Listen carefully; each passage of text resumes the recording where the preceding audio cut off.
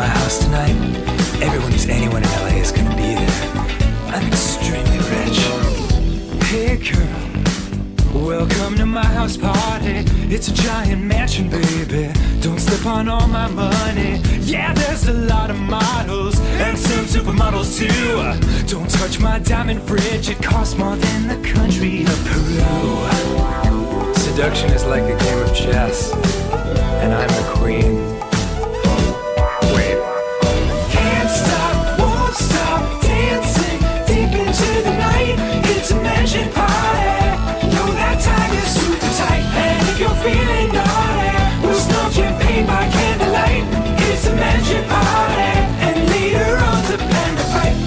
You've really got to agitate the pandas to get them engaged in combat. They're very docile by nature. I laced their bamboo.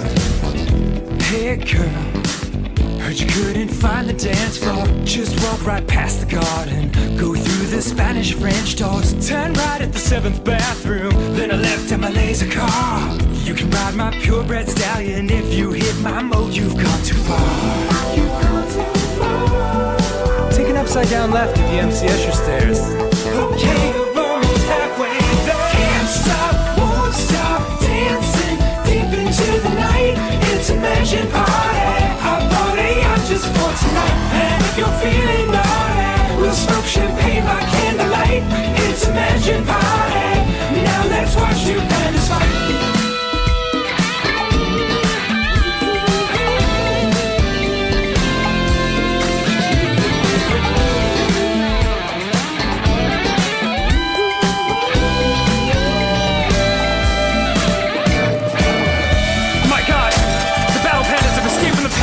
Murdering the guests! Oh, it's last week all over again.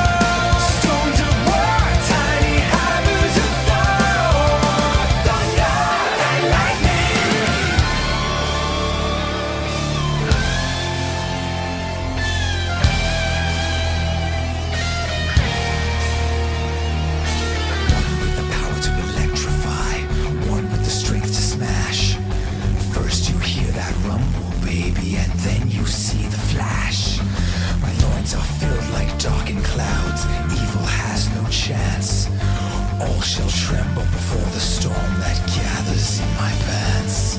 Turns out being struck by lightning doesn't give you any powers. They caved my head in with a pipe and beat me for several hours. But as I lay there half conscious, with my nuts exposed to air, I looked up to the blackened sky and said an ancient prayer. Lord, if you're there, please infuse my nuts with the power of 1,000 suns. Holy shit, you're real? Let there be thunder and lightning! Acorn shot from the tree outside! Thunder and lightning! High voltage nerves lighting up the night! Mighty balls gifted from Odin's halls! Thunder and lightning! Suck 'em!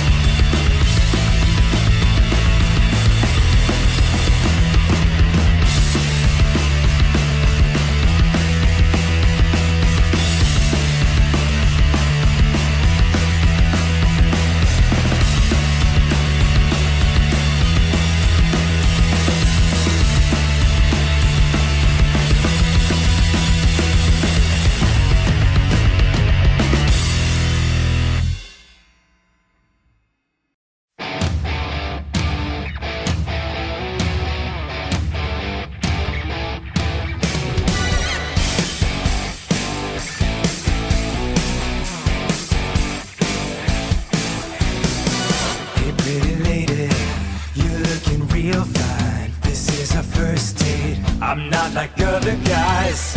I can tell that you have played it safe your whole life. So let's get naughty and break a couple rules tonight. Sneak in and move it, no one will ever know. Then run on private property and hold each other close. Beneath the moonlight, I've got a fun idea. Lean and kiss a cheek and gently whisper in your ear. Let's steal the car tonight. Commit a felony with me and drive until the sunrise. Let's steal a motherfucking car tonight. Be young and alive. See, let's commit some crimes. Hey, I like you. I got your flowers. Let's get some coffee. Look deep in my eyes and tell me about your family. We can hold hands, then you can watch me shoot cocaine into my eyes and rock a memory. Let's steal some art tonight. What's a few Picassos when you're on a sexy date night? Let's steal some precious fucking art tonight. We're young and alive and cross some state lines. Or, you know, we could go a little more traditional. Go for a walk, watch a movie. Actually, there's a really nice flower exhibit at the Botanical Gardens. Are we live? Yes, so we are live. Hello, everybody, and welcome to an exciting Wednesday stream where today we have one goal and one goal only. That's right, we're hippity hopping our asses back into Brotato to seek the last achievement. After our last Brotato stream, we knocked out 5 of the last 6 achievements in extremely short order, and that left us with one. One left. The last one. The Last Supper. The Last Pacifist. So I guess in a way, yes, it's like the Last Supper. It's time for us to kill Jesus, chat. I hope y'all are ready. I hope you got your silver and your back knives, because we're fucking killing Jesus, y'all. Actually, sorry, no, I tangent already. But before we get into all of that, I have a simple question for all of y'all. How have your weeks been? How are your weekends shaping up to be? Guess we're only halfway through the week. You might have weekend plans, but if not, how are your weeks shaping up to be? I've had a pretty chilled day. Monday and Tuesday, I did entire full working days of editing videos, y'all. And I shared it on Twitter and with some of you on the Discord that, actually, I want to turn off the game Anyone out capture there for a interested in second. buying my DeLorean? Great condition, low mileage. Really only driven from time to time. Hey, Ratchet, I've missed you. What you been up to, Ratchet? I feel like we haven't had your puns in a while. But I spent Monday and Tuesday doing a lot of video editing. I rewatched the Portal stream with me and Richard, ended up pulling out a lot of different clips from it. And, well, I finished 8 shorts worth of editing. That's right. We have a crazy amount of shorts that have gone through my full editing process. They are uploaded to YouTube. I don't have a release schedule planned for them yet, but we still have one more release for our Sucker for Love shorts, and then we're gonna get into the big fucking spree. Hey, Chaotic, wait, before you lurk, what are you doing? I just want to know what you're doing. Please, Chaotic.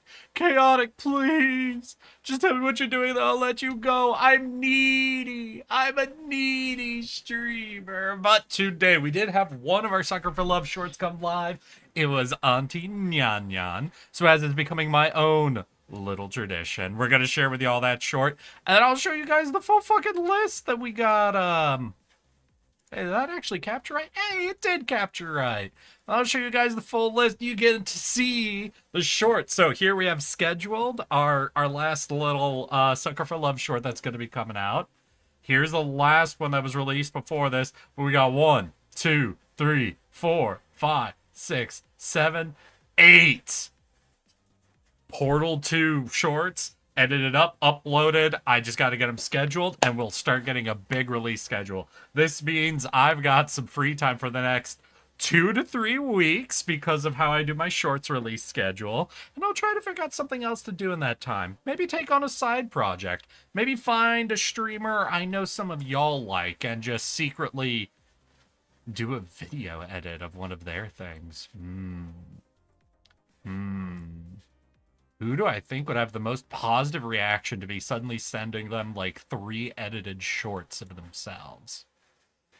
I'll think on that. I'll think, it's Betty by time. That is 100% fair, Chaotic. And this is also my midweek stream. Take care of yourself, get some sleep, and know that I love you, Chaotic. Mwah, mwah, mwah. Good night. But we had one short go live today. We're going to go ahead and pop that on, let you guys watch. Auntie Nyan Nyan. Depends on what material the shorts are made of. The finest we could mine from the content mines, Myriad.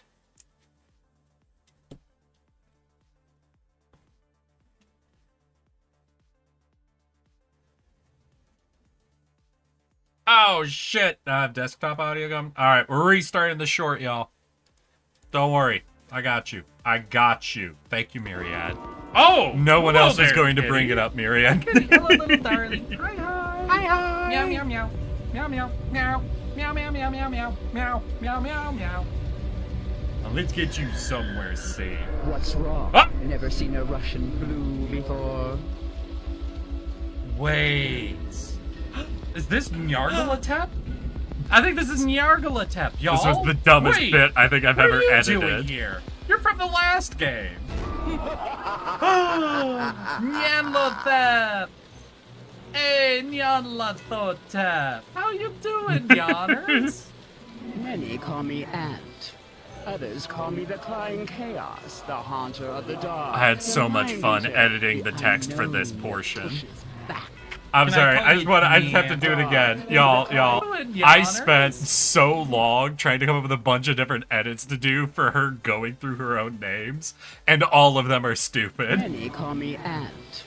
Others call me the Crying Chaos, the Haunter of the Dark, the Mind Eater, the unknown that pushes back. Can I call you Nyanners? But you may call me by one I do Yeah. quite like, Auntie Nyan Nyan. Hi, Auntie Nyan Nyan. So that's the short we're launching today. Once again, it's in my series for the Sucker of Love shorts, which all have done absolutely dreadfully. No clue about this broadly. There's a couple of things they all have in common. They're all relatively long, really near the 1 minute mark. Though, where my two that actually popped off were around 30 seconds, 41 seconds. Before that, we had a 15-second, 27 seconds. But we did have one, right? Yeah, the Ace Authors one, which kind of popped off. That was a minute long. And Sucker for Love is, as a title, basically known to be on the hornier side of things. So we're currently working off a theory that the reason these didn't get pushed onto, like, the shorts algorithm, basically, it might have to do with them being marked as sexual content, which is why I'm really hyped for our series of Portal shorts that are going to be coming out. Because almost all of them could not be mislabeled as that. Though I'm going to share with you the one that might. Just because there's one that I think y'all will love. I'm sorry. Y'all getting something weeks ahead of release, okay? Just stop it already. You don't need to do Ah! that. Are you doing that just to aggravate me? Yes. Yeah. I love aggravating strong women. It's one of my kinks. That's He's not even joking, chat. That's just real. That's just the mask off for a second. So I'm looking forward. I'm looking forward to the Portal shorts. I'll figure out a schedule for them. It'll probably be the usual, Monday, Wednesday, Friday for all of these. So with 8 of them coming out, that's almost 3 full weeks of content y'all will be able to feast upon. But I don't know if I should pick an actual order for them. Also, for anybody who loves me, do remember this week we had the 15-minute bit come out from the Cluely ad.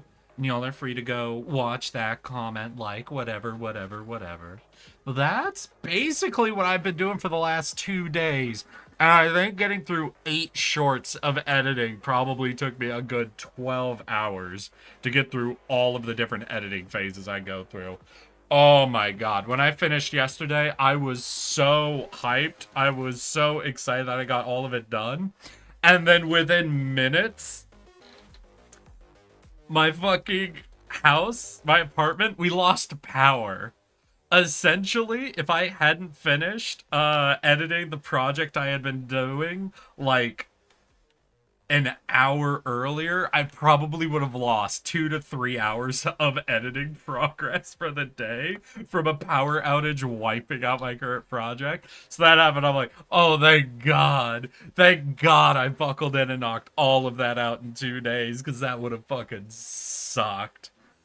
Oh, man. But how are y'all doing? I don't know if people were talking much about their weeks. What has everybody been up to? How's everybody doing? Let's see. This weekend got to work more on Baby Moth figure for Junie. Hell yeah, Clizzard. Next week, I've got another convention. Oh, Clizzard, what convention is coming up? Let's see. My study guide for my soils class sucks. Your book about dirt isn't fun? I'm sorry to hear that, Sour. I'm feeling sleepy too. Woke up early to see the moth get crushed under the sea. Right, she was doing the submarine game today, right? With a big group of people. I did not catch that. How'd that end up going, Ultima? Busy tardigrade. Busy. Very busy. Actually cursed, holy moly. What's wrong, Ultima? Fanime? It's actually at the same venue as Offkai. Ooh. Fucking hell yeah. Alright, alright. I think with that, it may well be time for us to officially hop into Brotato. I won't make y'all wait the full 30 minutes I usually do showing off YouTube stuff and what the fuck ever. Don't worry, I will release you early, as today we have one goal and one goal only, as there's only one achievement left, and I will have reclaimed my perfect score for Brotato from before their DLC. Eggs, since it fits. Alright, I'm gonna have to do a quick... Yeah, there we go. There we go, Myriad. We've got the egg on her head. One achievement left. Out of 176 total achievements, we're at 175. Out of the 92 that were added for the latest DLC, we have 91 down. There's only one achievement left, and that's to get a win on the new map, The Abyss, with the Pacifist. Now, there are a few ways we could approach this. Someone looked up a guide, I think, the other day and said the easiest recommendation people are able to offer is to go for the unarmed weapons, since they come with a lot of pushback skill, so you can really work hard to keep the enemy off of you the whole time, really just trying to build up health, armor, and HP regen, since there's going to be a lot of enemies you're gonna get hit from time to time. However, the last time we streamed, we did notice one type of weapon that functionally ignores the stat modifiers that the Pacifist gives us. The Pacifist gives us minus 100% damage and minus 100 engineering. This essentially means we can only deal 1 damage per damage proc with almost anything we use, especially in the early game. However, the flamethrower weapons, by default, normally only deal about 1 damage per second, and the burn effect from fire weapons similarly deals very low damage ticks. Because of that, fire in this game is balanced around having very low damage modifiers. And we found out during one lucky run we had as the Pacifist, where we pulled getting the actual flamethrower weapon, that we were able to kill a lot of enemies. Eric, why are you trying to kill enemies with the Pacifist? For one simple reason. If we weren't on the Abyss, I wouldn't be so obsessed with this. But the Abyss has 2 unique enemies from the base game that are particularly bad for the Pacifist, and I refer to them as evolution enemies. There's an enemy that jumps in an evolution tank, and an enemy that is an egg that gets laid that hatches into its dangerous form. In normal runs, these enemies are relatively easy to deal with. You can kill them pretty quickly with rather low damage modifiers, but not with 0 damage modifiers. And you want to kill them, because if they go through their evolution, they become a very, very dangerous, very hard to deal with type of enemy.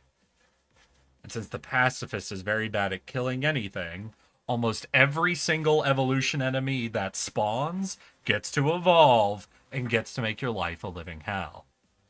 Unless we can get them all to die through the fire and flames. Now, there are also a few other big bonuses that come with going with the burn build, such as the item Fried Rice, which gives you HP regen per burning enemy. We're never going to be doing more than 1 damage a tick with burning, so we get a lot of enemies burning that we're never going to accidentally kill, so we get insane levels of HP regen. There's a few other things as well. Pass a fist. Yep, we're going to have to pass an entire fist out of us, Myriad. I hope you're ready. You're signed on as well. And so, our goal today is beat the Pacifist. And my first couple of runs, I'm going to try to force the burn build a couple of times. I'm really addicted to the idea of getting an absolutely murderous Pacifist build going. But if we end up having a bunch of flops, we might swap over and try the unarmed build a couple of times as well. The karate build, the push the enemy somewhere else style build. So I hope y'all are ready. And let's get hopping in. The one thing I'm really looking forward to with the con, there will be a commander night, one of which with maids. I assume it'll be at a maid cafe. Okay. All right, since we're going for a burn, we're going to start with the taser. Since the taser has the elemental tag, it increases the chances of us seeing more elemental tag weapons.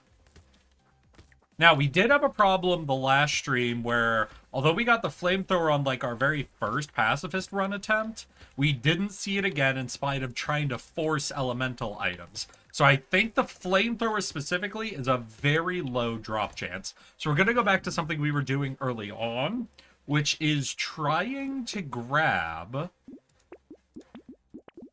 the engineering items early. We're going to try to get at least 2 wrenches.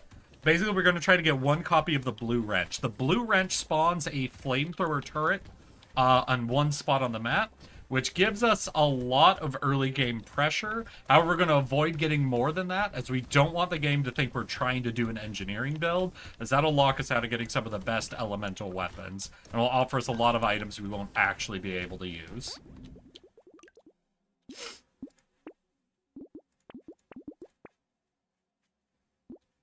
Now, an early baby squid is interesting. Every level up gives us +1 HP regen, and we get -3% attack speed. I think that'll be good for us. All right. So what do we got? We got 2 wands. Are wands just elemental? Yeah, they're just elemental. Okay, so they won't accidentally bleed any other tags into our interest meter. So wands are actually pretty solid. Unfortunately, they don't have very good control. The taser is very nice in that it slows everything it hits. So it gives us a little bit of, like, crowd control, which we do have to deal with. The wands, while being pure elemental and dealing a lot of burn damage for us, give us no control whatsoever.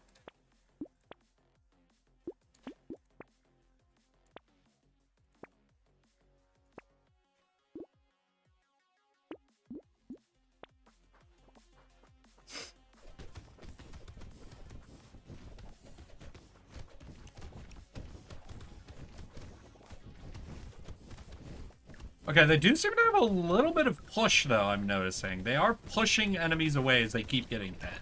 So if we do end up going pretty heavy into the wands, we might want to look at picking up items that have a lot of push. Because we could maybe send things fucking flying.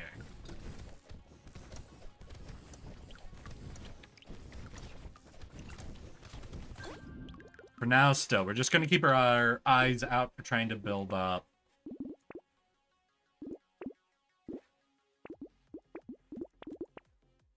Towards flamethrower. Okay, we'll set it for fireball is good. Blue wand is okay. Yeah, we'll just lock all this in. So what do we need in total? What, 23, 23? We'll just say 50, 100, 130. $130. No clue if we'll actually build up that much. Buying the discount coupon does lower the cost of everything else, so we need technically less than that. 5% of 130 is... Well, it's really probably only going to save us 5. I don't know how they do rounding in this game.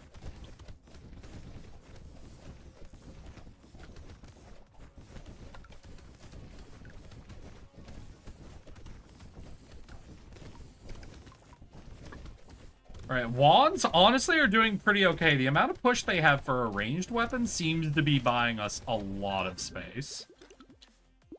Yeah, we definitely didn't get anywhere near. So we'll buy this. Combo a wand, buy the fireball, leave these other 2. Okay. Maybe we're just going to do a wand build. Wand and fireball. If they're not going to hand me an actual flamethrower. Still, if we get offered a flamethrower, we make the transition. Just because the flamethrower is balanced around the low damage. Wands are still expecting some level of upfront damage. Same with the fireball. But we're still able to play with a lot of burn damage here.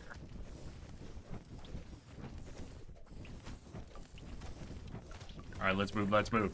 Can you tell us who Brother Tato is and what his goal is? Brother Tato's goal is to wipe out all of the purple parasites, you see. See all these purple parasites? Our bro here, Tato, wants to wipe them out. who wants to make a beautiful and safe garden.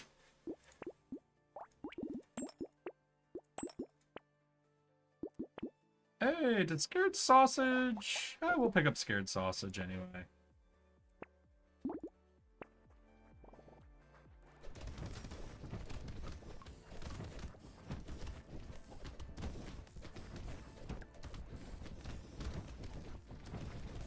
Alright, so what are we doing? We have more trees, so we want to keep our eyes out for trees. Trees are one-shot kills for us, so it's a quick way to get materials. Also, they have a chance of dropping a whole-ass treasure chest. Yeah, there we go. Loot chest!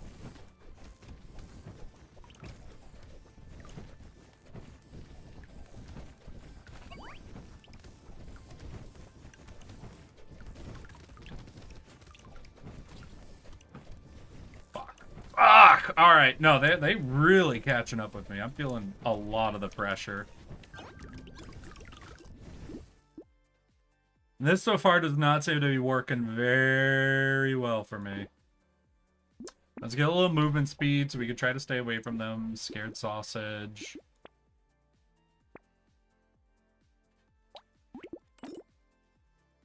Let's see here. Projectiles explode on hit. Deals 5x1 burning damage.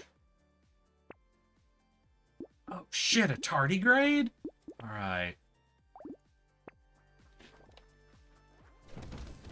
This could be a pickle. Oh no, now I'm remembering. I was talking about killing Jesus, and that made me think of a thought I had a while ago. So, you know, y'all know how they made Jesus carry his cross across the whole city before they nailed him to it? Can I just say, how the hell do you motivate someone to carry their cross across an entire city? Like, listen, I don't really know. You've got to need some way to motivate, because that sounds like that was a thing they just did. Like, not just a... Fuck, there it is. Yeah. Like, we got none of the things we really wanted, so that was always going to happen. Because, like, listen, I'm just saying, like, if you refused, right? If they're like, hey, we need you to lug this cross all the way across the city so that we can nail you to it and leave you out for one of the most torturous deaths that exist. I really feel like you don't have a lot of leverage to convince someone to do that, right? You lost because you stinky. Hi, Mentally. How are you doing? I'm gonna let you know right now, Queenie isn't here yet. We haven't seen her in chat. But how are you doing, Mentally? Welcome, welcome. How's your week been? So I'm just saying, because like in almost any other like execution method, you might be able to threaten them with like making it more torturous versus having a quick death, or one thing or another, a belief that they're not gonna be executed, right?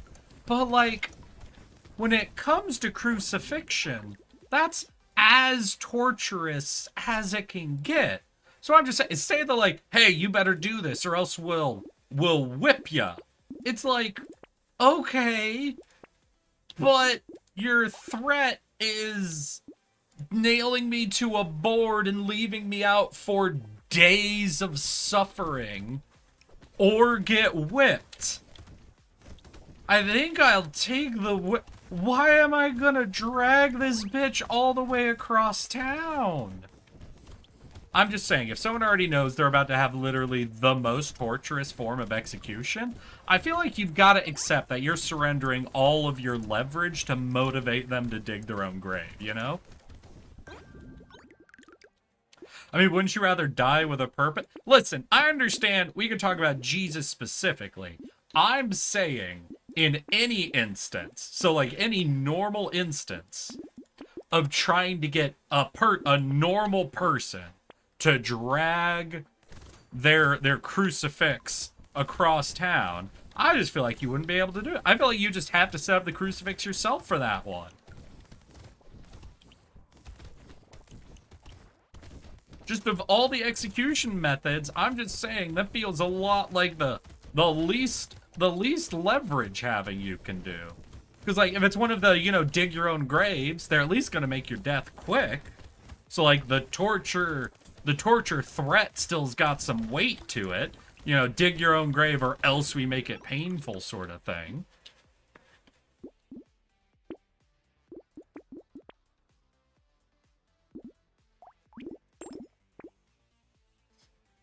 You could probably threaten the family of them. Ooh, interesting. Now that is an interesting one. I'm back from ads. Iron Maiden. First of all, not a real thing. Second of all, great band. Okay, but like, if you knew you would die painfully, but you know in the end it would be for a purpose that inspired people. Again, I understand. I understand, like, why specifically Jesus did it, right?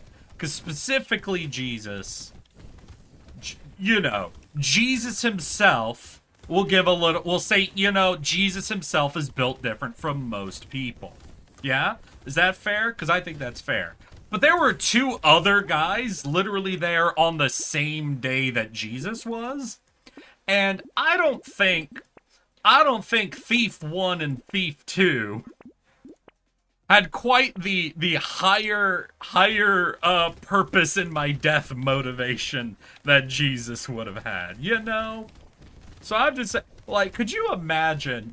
Imagine you're Jesus, right? You drag your cross all the way across town. You get there, and you see a couple of guards setting up the other two crucifixions, like putting it up, and it's just like, wait, you didn't make them drag it across town? And we're like, yeah, no. How are we gonna convince them to drag their cross? What kind of a weirdo volunteers to do that? Jesus.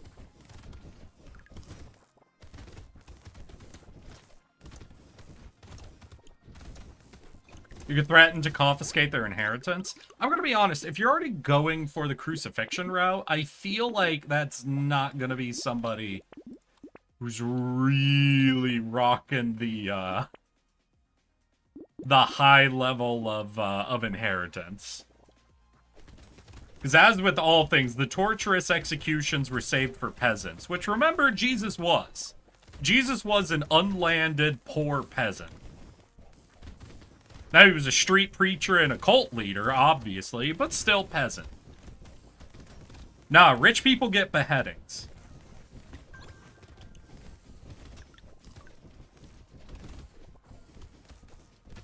Yeah, no, that's what I'm saying. You could definitely lie to someone. Be like, hey, we're going to reduce your sentence if you help us. We're executing someone else.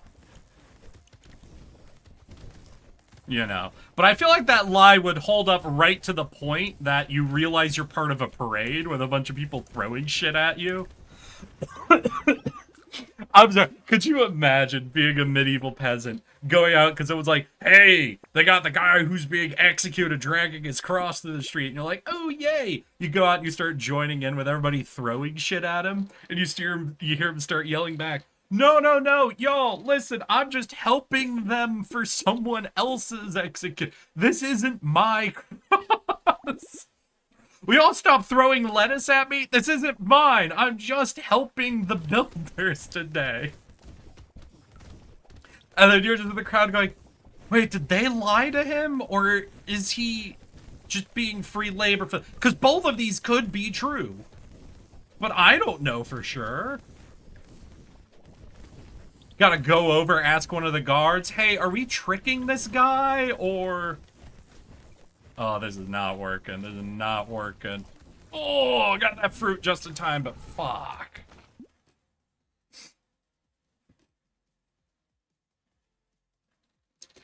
Also, realistically, I feel if you're being threatened by knife or sword, spear, gun, whatever, maybe it's better to die right here than being crucified. You just want to extend the time you're alive for the longest possible.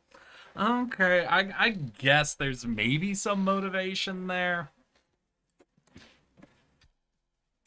Nah, because I think I also thought about that. For anybody who's seen, like, the pirate movies, you know the sequence they have, like, all the people chained up and they're bringing them up to be hung? It's like, God, I could not imagine waiting in line to be publicly executed. Like, I feel like if I have, you know, an hour or two of watching it happen... Listen, they might shoot me, but I'm gonna make a run for it. I might be able to outrun them.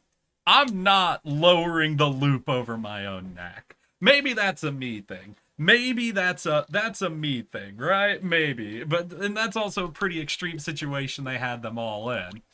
But I'm just saying, I'm trying to imagine being in that actual situation where it's like a line of 100, 200 people being brought up 4 at a time for public hangings. We're like, listen, bro, just fucking, I'ma try to run. Right? Like, at that point, you know they're not sparing anyone. You've seen a good 40 people be hung before you, right? Like, this isn't a, maybe I'll be spared sort of situation. This is a, oh yeah, there's 100% chance I die at the end of this. I'm chained. It's a next to 0% chance I can escape. That's still better than if I go along with it. Stay away from me. Get pushed. Go back. Get away. I think it was probably a much nicer way to go than the other options they would give you if you don't cooperate. Well, you know, once you're out there, I feel like, you know, I might as well make the attempt. I'm just saying, I feel like there's very few movies, right, that show someone making a break for it. Now, games, however, games love showing someone making a break for it. Like obviously, first one that pops in everyone's head, fucking Skyrim intro. But I feel like there's a lot of games that'll have someone made an example of for trying to make a run for an execution. But I feel like movies, for some reason, don't do that a lot. Movies let executions be executions. Games seem to be a lot more, you know. And I will let there be a guy here to show the energy of, I'ma just make a run for it sort of shit. And that's just the thing. I just really wonder how common, you know, people making a break for it was. Like, I don't know if that was ever recorded, but I'd be really interested to see, like, some reports that are like, oh, yeah, no, we have 30 hangings a year, and of all of those hangings, probably about a good 5 of those 30, dude makes a break for it right before the hanging happens, you know? Like, we have him chained, his arms and legs are tied, he can't run very fast. Like, he didn't get far, but he punched a guard and made a break for it, you know? He made about 20 feet, and then he was stabbed through the back with a spear and left bleeding in the streets. I just want to know what the actual, like, real-life fucking odds are. That's all I'm saying. I just want to know how common people making a break for it is.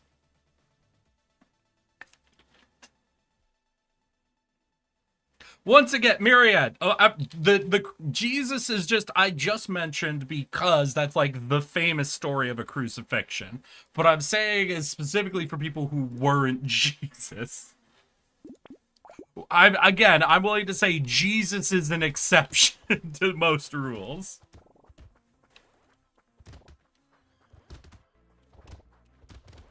Y'all are really hung up on the Jesus part of this.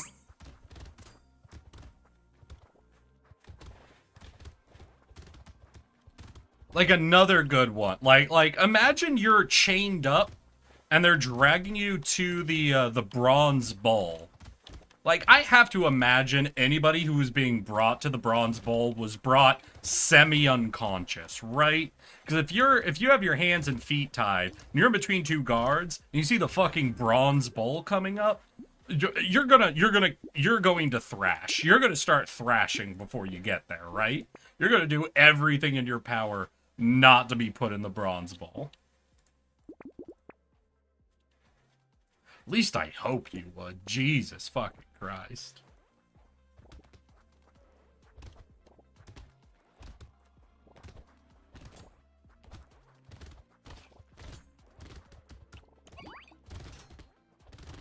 You know what's funny? In a way, Jesus was lucky that the Romans decided to go for a crucifixion, right? Because in a crucifixion, after a certain number of days, they take you down. Another common and very similar form of execution at the time included breaking upon the wheel, and even more fucked up, gibbeting. If y'all ever want to know what I think is one of the most fucked in the head forms of execution, and this isn't even like the most physically torturous, this isn't the most like brutal and other shit, like breaking upon the wheel is fucked up, the bronze bowl is fucked up. There's the one where they make you be eaten alive by flies, which is, you know, and then all of those are about drawn out intentional acts of pain committed upon the person. But one that I think is just uniquely like fucked in the head, right? Is if any of you are familiar with gibbeting. And I bet most of you know gibbeting, even if you don't know it, like, by its name, right? Gibbeting, for those who don't recognize it immediately, if you know what a crow's cage, or in any movie where you see, like, those hanging cages with people inside them, that was gibbeting. Now you might be saying, oh, just thrown in a cage, Eric? That doesn't sound like the most, like, fucked up way to, like, deal with someone. So that's because you don't think about the practicality. Gibbeting was not like an execution method where someone sat down and was like, I'm going to think of how much pain I can specifically inflict on someone. They were just like, all right, what's the most efficient way to make an example of someone? So how gibbeting work is person is put in the gibbet, it's locked, and the key is lost forever. You are in that cage until you die. So you're probably like, oh, like starving to death. Okay, so it's kind of similar to crucifixion. A little bit. Except for there's two differences with gibbeting. In gibbeting, because you're left in the cage, you're not bleeding, you're not in like those situations where like you're likely to overstretch your lungs, where like a form of death is coming for you. With gibbeting, one of the more common forms of death that would happen is people's flesh would start to slough off from exposure because they're left in a cage forever. They're just in that cage forever. Birds will peck at them. Animals running by will try to take bites of their feet. It will rain on you, and you will never be able to get out of the rain because you're in a cage, hanging out for the weather. But Eric, they had to have died relatively quickly. No. You see, with crucifixion, people weren't allowed to come up to the guys because there was a fear someone would pull someone down while they were crucified, you know? There's not really a lot holding someone up in a crucifixion. In a gibbet, in a locked cage, like a metal locked cage, it's almost impossible that someone's gonna break them out of the cage. So you just leave it up. You just leave it up, and you leave it up in a crowded place because you want people to see them. You want people to know this is what happens. And then the fucked up part is people start feeling bad for them. Because that's the way humans are. You see someone locked in a cage, slowly dying of thirst and hunger, you feel bad for them.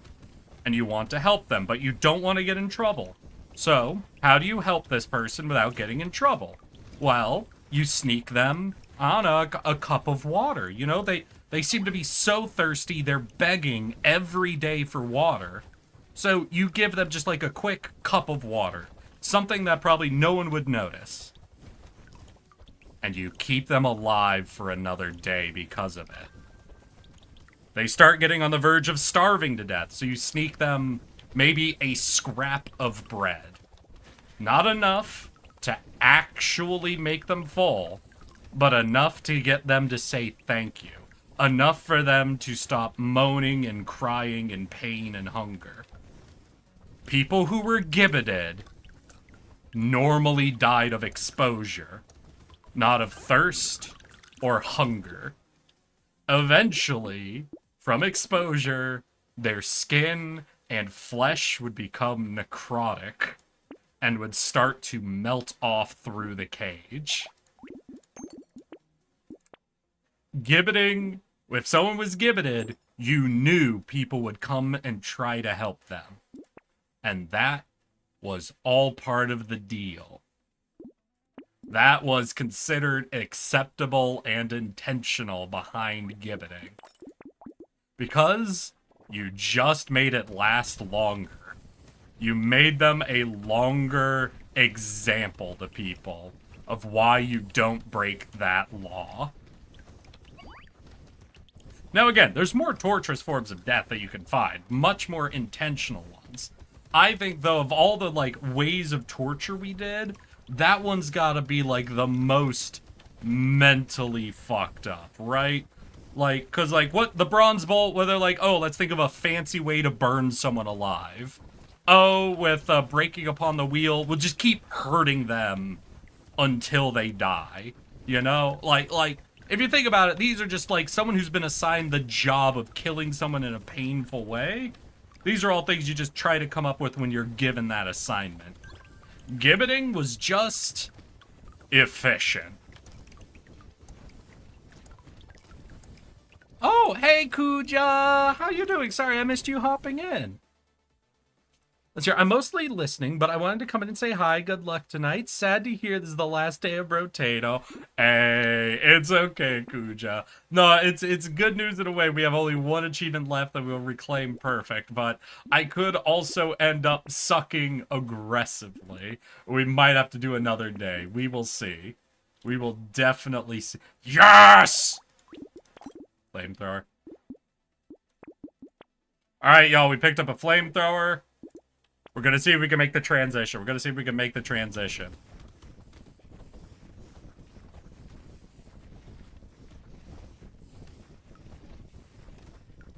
Okay, what do we want? We want fried rice. We want the snake that gives the spreading fire effect. We want the eye surgery to give us faster fire ticks.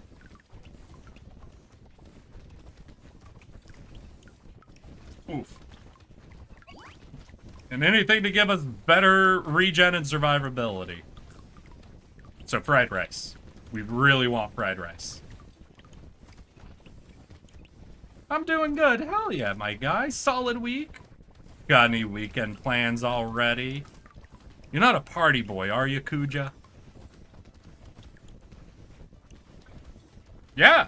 Wait, is it really that efficient if it takes weeks for them to die? Yeah. You don't even need to put guards on them. What about scaphism? Scaphism. I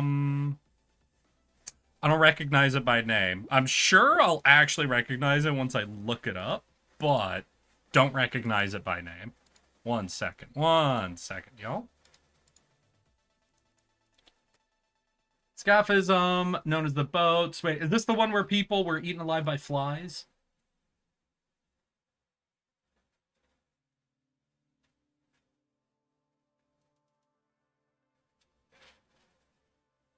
Oh, okay. Not the fly one specifically, but yeah, no, that's a fucked up one. That one's pretty bad. But once again, that falls under the unique category that I considered the you were given the assignment to come up with a torturous way to kill someone, and you did it. And it's horrible, and you don't want it to happen. It's just for me specifically, gibbeting falls into its own little category. Of it's just, we just hang them in a cage. We make people watch them die, essentially. Just a cage in the middle of town, watch them die. People will try to keep them alive, and we're good with that. That's it considered acceptable, because that just makes the dying longer and makes everybody understand the example that's being set.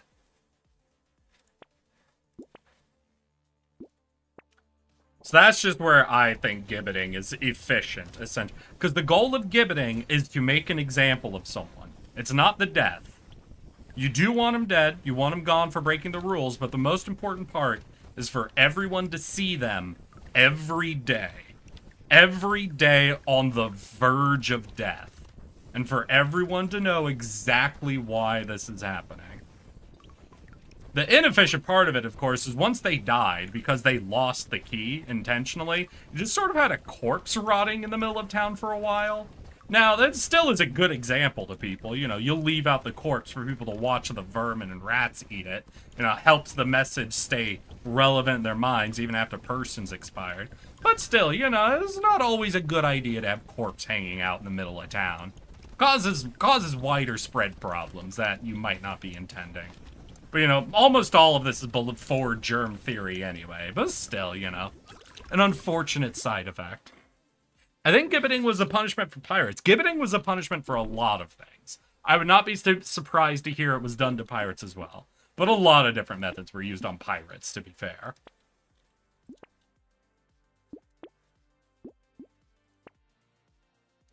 Piracy was considered to be, like, the most uniquely evil thing people could do. Which is sort of fucked. We have 2 flamethrowers. We're about to get an eye surgery and an ugly tooth. We might be having a very good murderous pacifist build coming up. So we have to survive this wave. This is my first time, I think, doing a pacifist run where I got a second flamethrower, so that's really cool. And having 2 might trigger the game to offer us even more, which would be awesome. But without the ugly teeth, things are still approaching us. Once we get it, I think our flamethrowers will apply a ton of slow to guys. Downside, we haven't been offered the fried rice yet, so our survivability is actually not very high. We have higher than average kill potential now, but not higher than average survivability. So, we still have high potential for death. We do have, I think, 2 gardens, though, so we do have some healing going on. Not mass amounts, obviously, but maybe enough. Maybe enough for now. Short term, we seem to be okay. Let's go. Oh, I think the extreme pain could be mentally scarring. There's sometimes more so than making it last longer because eventually you lose sensation, right? True. But again, gibbeting, you're not going to lose sensation. Because remember, there is no direct pain of gibbeting. They're not coming over and filleting you alive, you know? You're just left there. All of the torture that comes from gibbeting is from the ever-changing weather. It's from starvation and thirst that is barely being kept above death by those who feel bad seeing you. Gibbeting is only like the most horrific form of punishment when there are people who care about you. If no one cares about you, you're going to be dead in 3 days and it's over. You're going to die of thirst. You're going to get so thirsty that you fall asleep and you die. If there's anyone around who cares about you or feels bad seeing you, you're going to be there a while. And it's going to suck the whole time.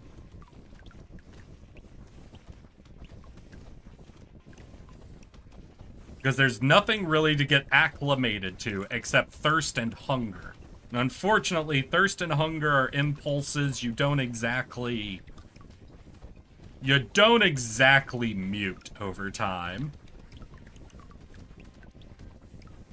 Now, they can become a little deadened, but every time you get a new scrap of food to eat, every time someone does sneak you a cup of water, it's basically going to start right back up on you.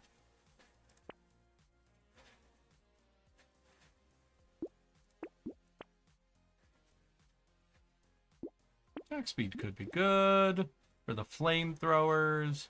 Hey, another flamethrower and baby squid. I can't get both.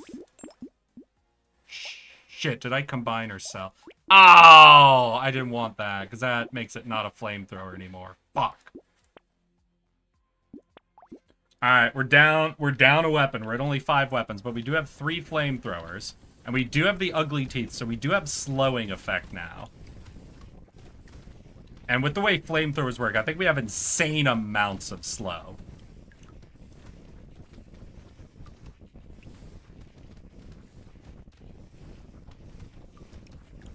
We only have 1 eye surgery, right?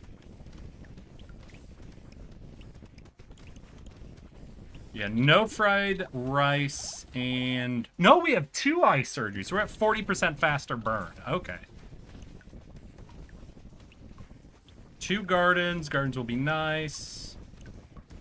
Yeah, I think main thing now, what I want are more flamethrowers and to start getting offered fried rice.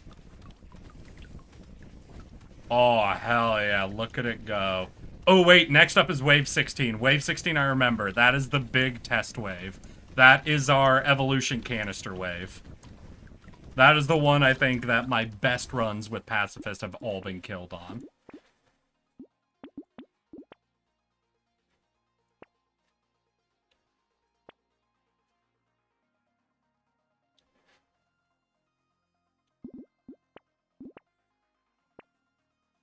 Hey, there's another flamethrower. Unfortunately, we're really low on cash. Yeah, so we won't get it this wave. We won't get 4 flamethrowers for wave 16. But here it is, y'all. Isn't there another one? If you're on a boat, you just be raked across the barnacles? Yeah, that's keel hauling. That was done for sailors. You would have a rope tied to your arm and a rope tied around your legs, and you'd be thrown overboard and then scraped across the bottom of the ship. If you ever want a really good, like, theatrical representation of that, 1 second. So what was it? Was it called Black Flag? No, that's the video game. Black Sails? Keel haul scene. Yeah! So there is a TV show that's fucking great, and I highly recommend checking it out, called Black Sails. This is a TV show that took a lot of historical pirate figures and a lot of figures from the book Treasure Island, before, like, a prequel to Treasure Island, essentially, and mixed together a bunch of fictional and historical pirate characters and just did a whole TV show on it. But if you guys want to see something fucked up, you guys want to see something a little fucked up, you guys want to see a keel hauling scene that is horrifically accurate? So this is are for threatening that which I hold most dear. the Blackbeard. Doesn't really matter what's happening. Okay, wait. So they put a bag over his head. You can see he's got a rope tied around his legs.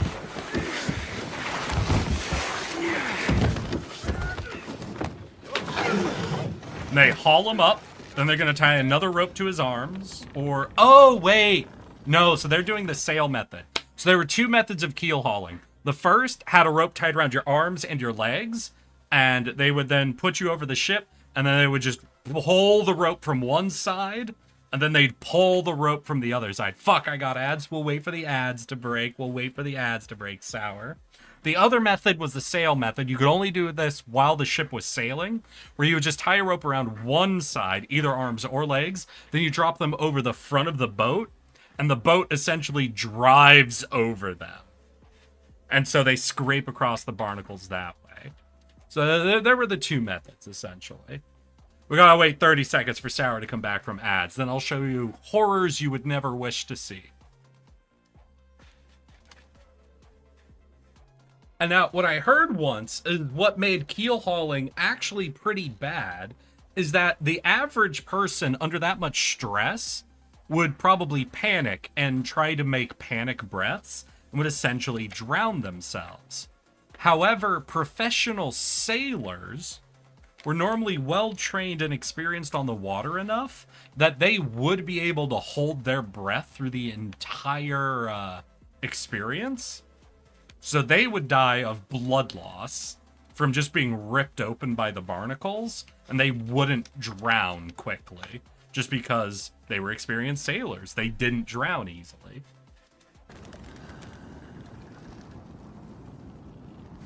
So they toss him over.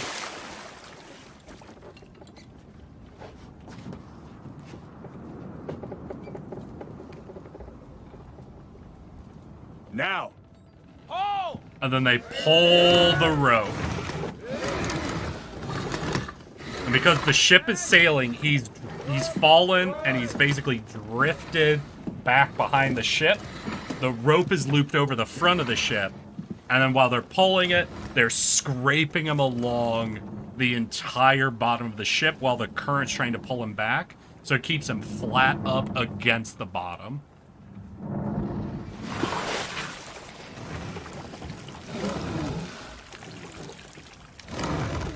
Okay, I'm back. Why are we showing keel hauling? Chat was talking about different, you know, torturous death methods, and this is from a TV show that I think does a great representation. With all this talk of pirates, I just realized you would look great with a pirate hat asset, like you used to have the space helmet or cowboy hat for the PNG form.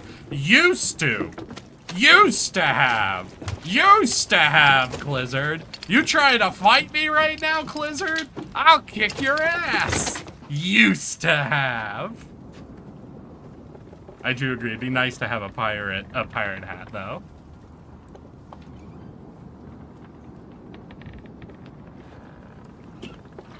Alright, and I'm just gonna, because there's one time where they actually do a representation of, yeah, here you go. This is where you kind of get an idea of what's actually happening. So you see, he's been dropped over the side. You can see where the rope is coming along the bottom of the ship. The current will keep the rope taut as they pull it. So it goes taut, and then he's drugged.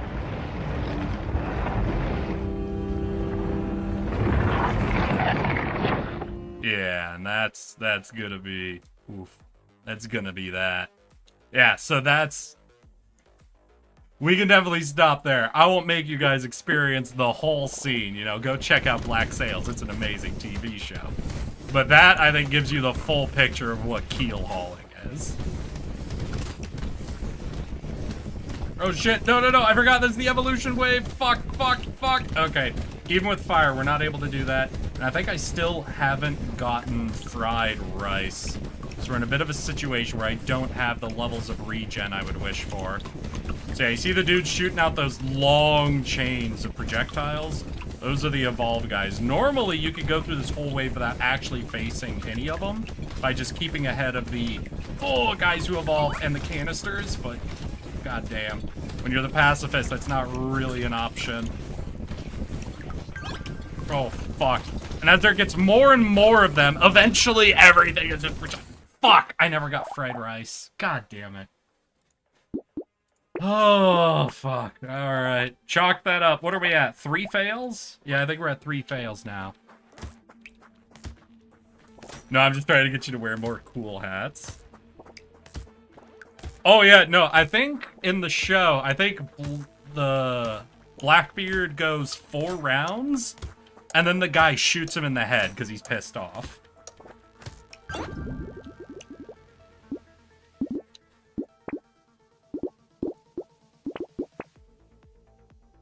Yeah, you know how it is.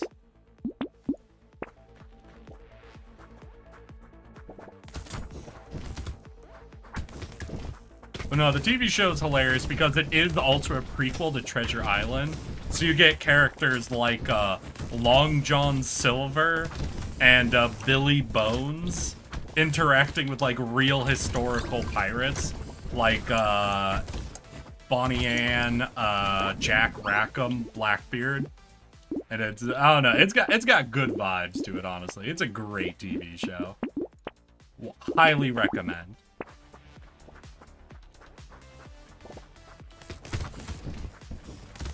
Wait, I have a Discord message. Who's messaging me during stream?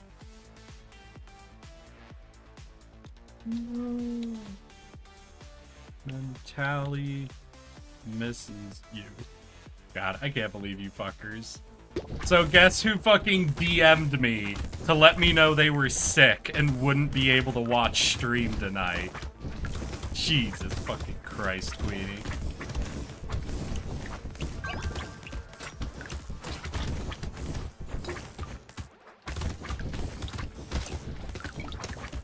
I've got the weirdest fucking chat. Alright, let's pick up some luck, see if we can't start forcing out some high value things.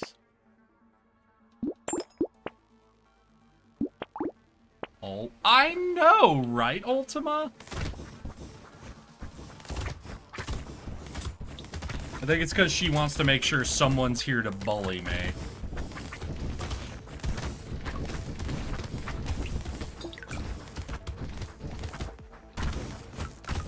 Oh wait, newbie, weren't you gonna go play fucking WoW? Did something fall through? Or did all this public execution talk get you interested, huh? Now, if we're gonna talk about favorite methods of like public torture, one of mine has to be the different variations of the Iron Mask. So there's an idea that people are generally familiar with called the Iron Mask, where basically a mask would be locked onto somebody's head, and they'd be forced to wear it so all people could at a glance see that they were a criminal. But there was a variant of it where the mask was designed to look like a donkey's head, or there were a few other animals, like a rooster's head or some other things.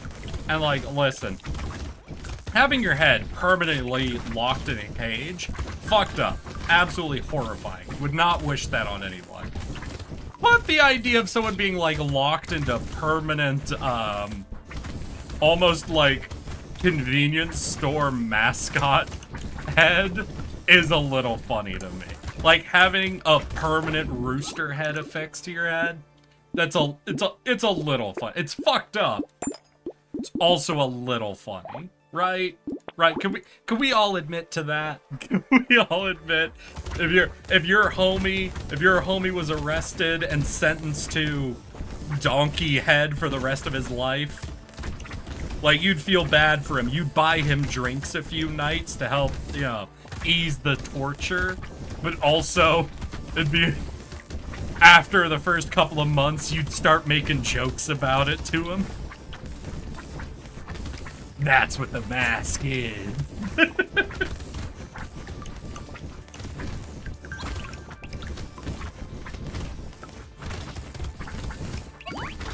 I have multiple monitors and pay attention to several things at once. One of the group I bugged fell apart for some reason. Oh, I'm sorry to hear that, newbie. They seem like a competent rating group, or is it like a very little loss sort of situation? I have never done MOBA rating shit, so I've never had to deal with all of that, you know? But I could still imagine, like, there being a difference where it's like, the group was kind of a pain. I still like being able to raid, so I hang out with them, but there's honestly something a little relieving about things falling apart for the evening versus, you know, it's a really good group and it was just bad scheduling, which sucks. You know, maybe it's somewhat similar to like scheduling D&D, you know? Sometimes there's a bad group of D&D, and for a lot of people, bad D&D is still better than no D&D. But it could still be a bit of a relief when bad D&D plans fall through, you know? There could still be a little bit of a, oh no, D&D plan, we're not playing D&D with the people that annoy me today. Aw, shit.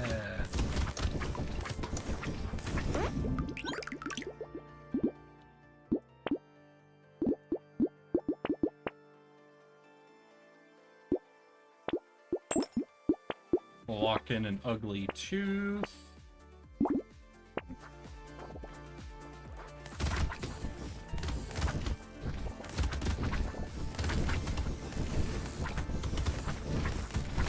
Ah! Stop it! Stop it! Bad anglerfish! Bad anglerfish! I need the goddamn fire fist. That shit has amazing knockback. I remember one time, I think there was only 2 anglerfish on me, but the fire fist, like attack rotation and knockback, was actually able to just permanently keep 1 or 2 anglerfish off me, which was great.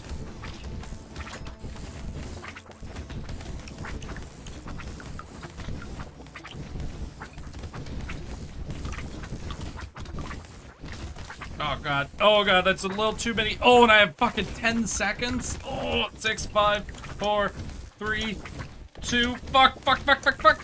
Oh, so close. Woo. Woo. Alright, we got ugly teeth, which is good.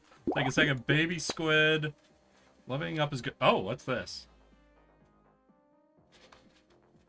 It's a damage-oriented one. It's not really worth it. We'll lock in a coupon, but we'll see what we can do.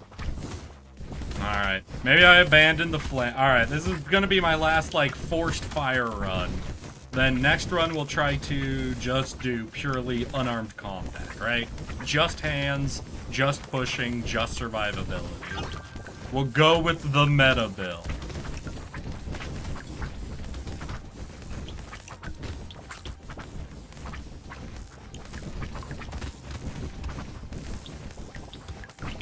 So these are the first evolution guys. Now, while the pacifist is also bad for them, I'm also afraid of these guys.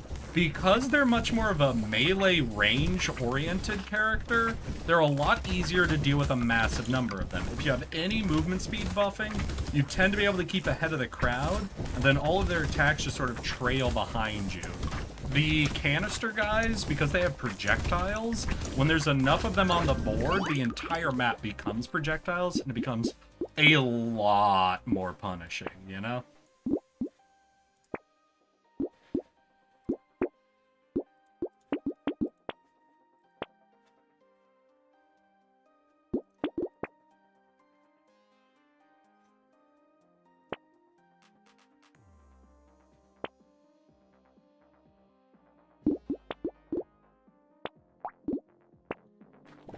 Alright, let's go.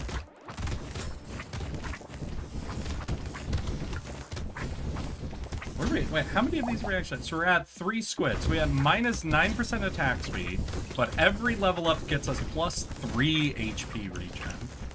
So we want to force out levels. So anything that gives us bonus EXP is nice. Anything that drops, what, more materials? Or I guess, or does Harvest give me EXP or just materials? Because picking up materials in match gets me EXP. I don't know, let's see. Yeah, I think the fact that it says for the pacifist materials and EXP means Harvest won't get me EXP, you know? Oh, I might be fucked. I might be fucked. That's a lot of anglerfish on my ass. And I do not seem to be full healing before the next attack comes. Alright, I mean, we got away from most of them. We're getting up a little in the health, but oh, that's bad, that's bad, that's bad. Oh, come on, come on, come on. I'm gonna need the food. I need the food. Come on. Alright, we got 1 fruit. Might have buy us just enough time. Fruit, fruit. Alright, just barely. Just barely. Get a little attack speed. We'll go Frozen Heart. Upgrade some torches. God, I need something for survivability. Coral, but I have to stand still? No way. Maybe Snail? Snail is interesting. Alright, we'll go with Snail. We'll try to slow them all down a lot. Like, we do have 1 ugly tooth, right? Yeah, we've got 1 ugly tooth. So we can get them down to minus 20% movement speed. Minus... This doesn't tell me how much slowing. Fuck. And minus... So 20%... What is it? 8%? So 28%? The taser adds a little bit more slow, but we don't know how much. Damn.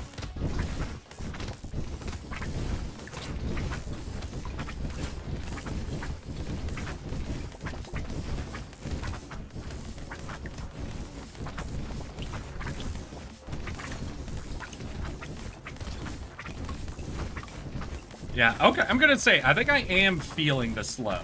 I think I am feeling the combo of the snail and ugly tooth right now, at least on the main crowd. Because I am definitely keeping away from that main crowd relatively easily.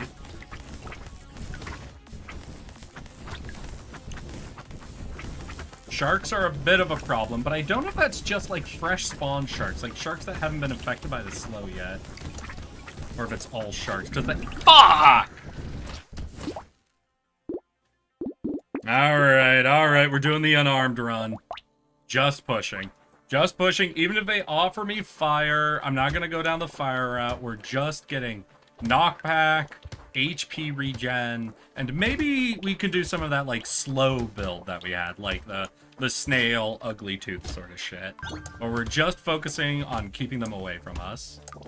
Yeah, we're gonna get real hand. We're gonna give every enemy a handsy until they can't chase us.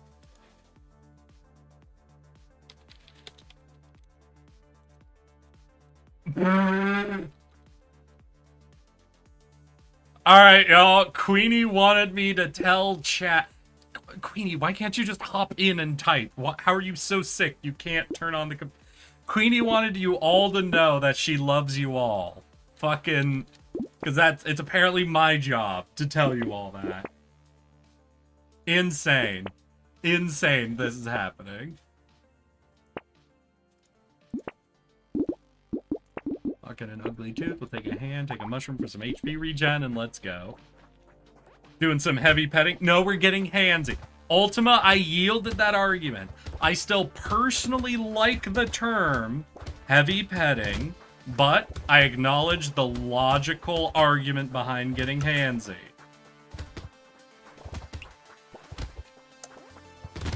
I recognize it as the winner.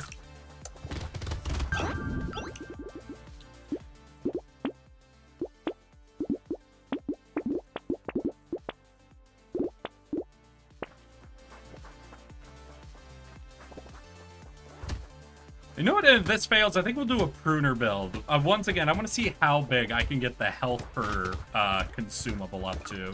Just because that's a very funny and useless number most of the time.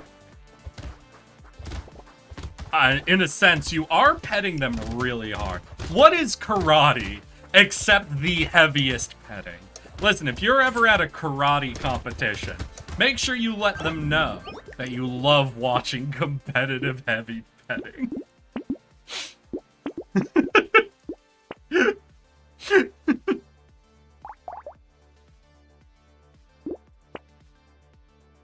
That's so fucking stupid. Why do I find that funny? That's so fucking stupid.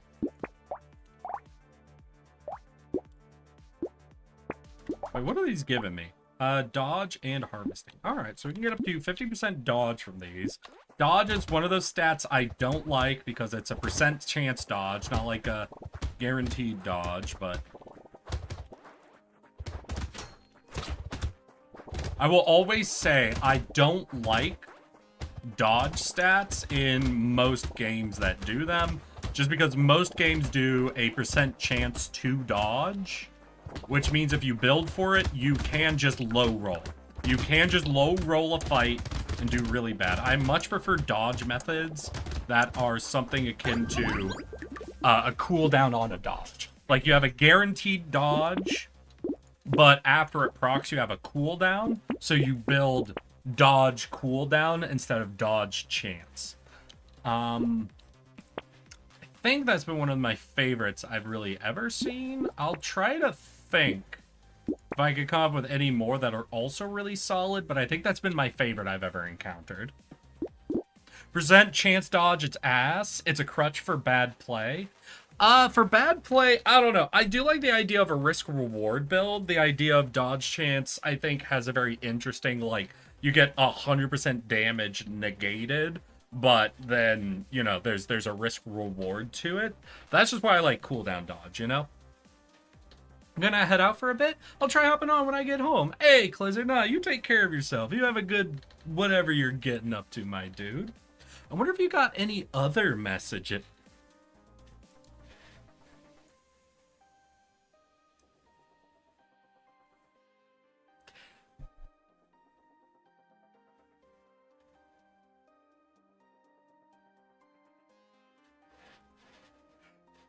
Myriad, can I post this on Twitter?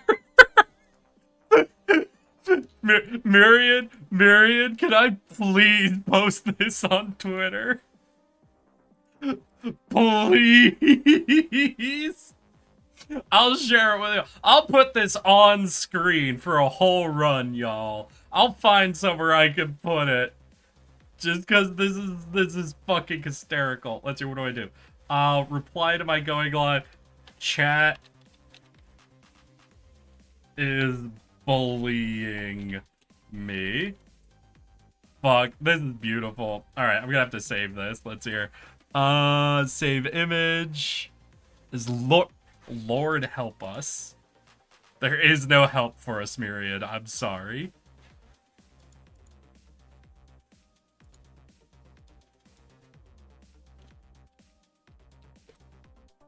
Alright, that's saved. Come over here, find an image on a higher layer. Sure, we'll replace whatever image 3 is. Oh yeah, this is the image I used for the chart of the use of the term heavy petting. That's nice. That's nice. All right. Ahem. Doctors hate him. He went from a pacifist in Brotato to talking about gibbeting and learned to brutally torture the ones you love using this one weird trick. Pledge yourself now. Alright, where can I put this? Do I just put it behind me? I don't know. I want y'all to be able to enjoy it. We'll make it very small and just shove it up at the top here, okay? Very silly. Hey. If any of you ever put an effort midstream to produce a very silly meme, I will 100% reward you with all of my love and attention. I have no shame. No shame whatsoever.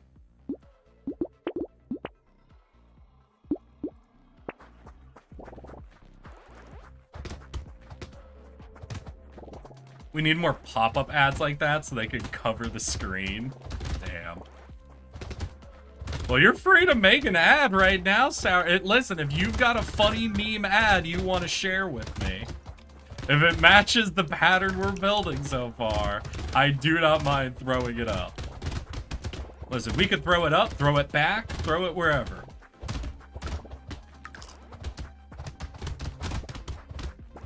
Stay with me. Okay, I'm starting to see why pushing is considered like the meta for this. You can very easily build up a lot of pushing power. Because that was just all baseline levels, and the hand itself is what? 30 knockback? Yeah, that's crazy. Like, what's the fist got? Only 15 knockback? Yeah.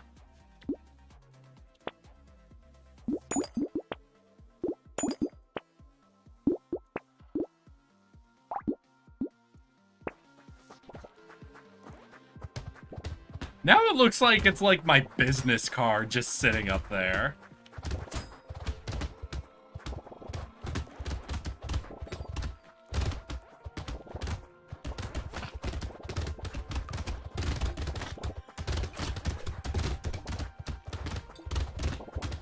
Hey, wait, Myriad, are you in the group Discord? Because we do have a meme channel if you ever have more of these you crank out and want to share with everybody. If you're not, your exclamation point Discord, I think, should work. I haven't updated that link in forever, so it might not, but hey, it might. Torture calling card. Torture is an island. Or an item. Fuck me. Torture is an island? What? Torture is an item in this game as well, so maybe we can go torture, you know? Oh. You know me saying?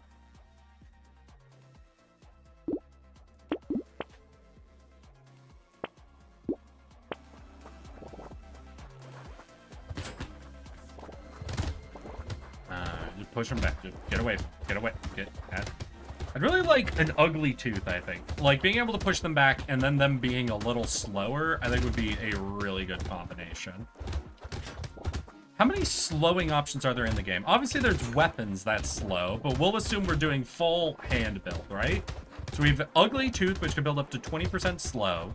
I think we can get as many instances of snail as you want. Admittedly, we trade away our own movement speed there. So we trade away, what, 5% movement speed to give them 8% less? So it is like an efficient trade. Is there anything else that does slow, though? I'm not sure. I'm not sure how many slow options we actually have.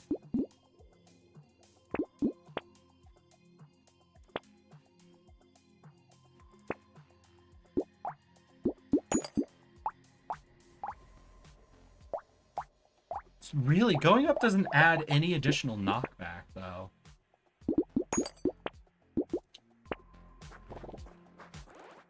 What makes it ugly? I don't know. I'll look at the picture again. If we get another ugly tooth... We don't have one, do we? Oh, yeah, we do. So what makes the ugly tooth ugly? Well, it does have that, like, wispy stash, right, on its upper lip. You see that? It's got, like, the wispy stash. I think that's a big part of it. Well, does it have cauliflower ears, I guess? Does it have cauliflower ears? I don't know. I'll look at the picture again. If we get another ugly tooth... We don't have one, do we? Oh, yeah, we do. So what makes the ugly tooth ugly? Well, it does have that, like, wispy stash, right, on its upper lip. You see that? It's got, like, the wispy stash. I think that's a big part of it. Well, does it have cauliflower ears, I guess? And the fact that it is a tooth with its own teeth is pretty bad. I'll be honest. I don't care. You know, like in dentist office when they've got like a tooth with a full set of teeth, but they're like, even if they're like good teeth, I don't know. There's something about teeth with teeth that is disturbing to me.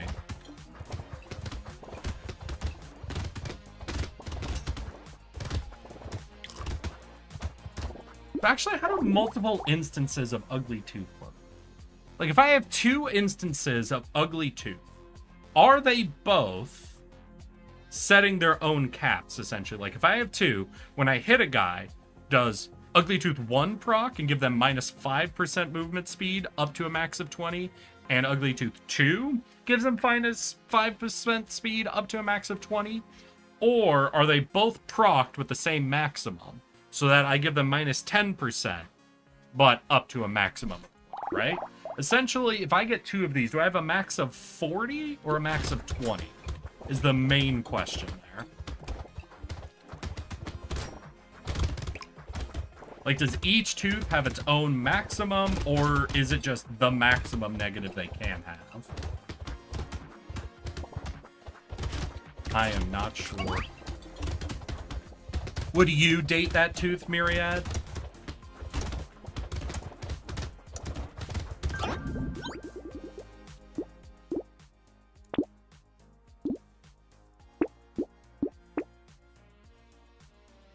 I'll pick up a scared sausage. All right, it's not really important to our build, but just throwing out a little bit of burn effect might buy us some space. If we get offered a fried rice, you know, that is something we can blend in if our weapons just have a chance to apply burn.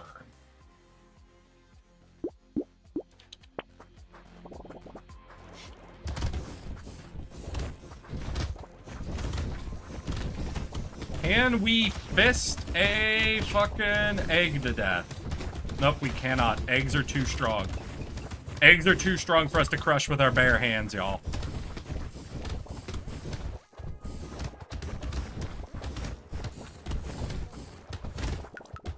I am too weak. I'm too weak. Please save me. Oh.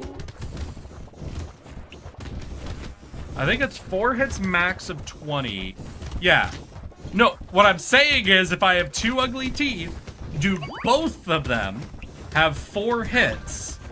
Or does that just knock out 2 of the 4 hits at once, right?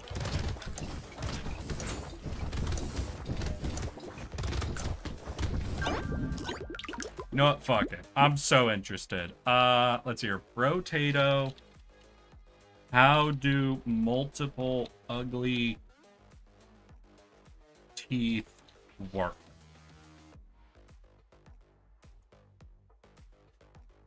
I wonder what ugly tooth minus 30% stack addly into the... Oh, it used to be a 30% max? Damn.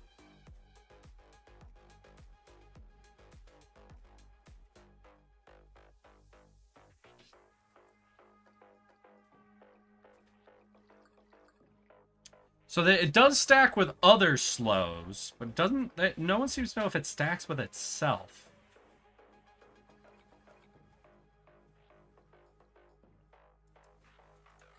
Oh, apparently if you run an engineering build...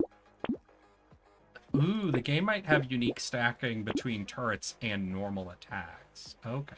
Ooh, baby alien we take, because we're not killing anything anyway, so that's just max HP for us. Hell yeah.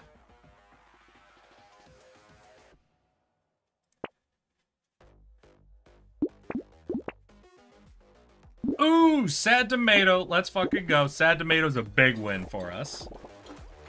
You don't think... So you think we'll never be offered another ugly tooth? We have 1, we won't see a second. Okay, maybe. Normally, though, they would call out shit that's, like, number capped, right? Because, for example, scared sausage caps at 4. You're limited to 4 scared sausages. Maybe it's different for if it's a 1 limit, though. I'm not sure.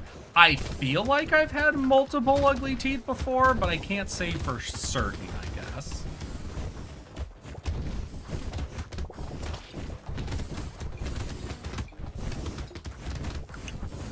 Yeah, it says it right there.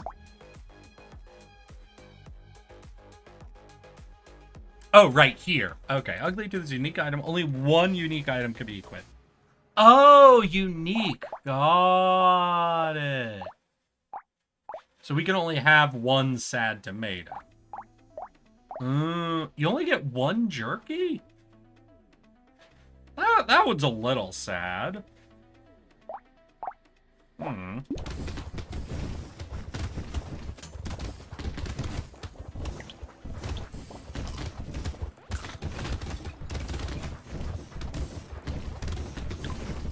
I feel like jerky shouldn't be a unique item. I accept ugly tooth being unique. I think it'd be funnier if you could stack a lot more slows, but I don't know if jerky should be unique.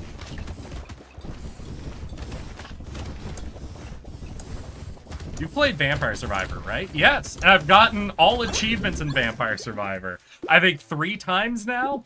I don't think I have perfect right now. Oh, are you unique as well? Yeah, that's also unique. So that's like the maximum slow I could do between those 2 items. Okay. We'll see if there's any more slowing items, obviously. I would like if there are, but we will see. Yeah, so I don't have perfect right now, but I have had perfect multiple times on it. Have you played the latest DLC? Which DLC is the latest? I'm pretty sure it's free. If the latest DLC was the one that added the latest achievements, then probably not. I know right now I don't have perfect. I think I've replayed it for the last... Let's see, I think it was 1, 2, 3 DLCs I played. So if we're at 4 or more DLCs, I'm probably behind on the DLCs for Vampire Survivor.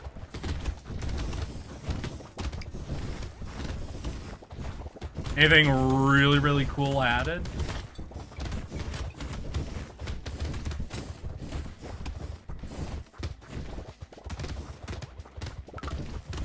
What was that? I think the last DLC I played was the one that added, like, the campaigns? Like, where the guy who starts with the onion, or garlic, has, like, a him-specific campaign you play? I think that was the last one I played.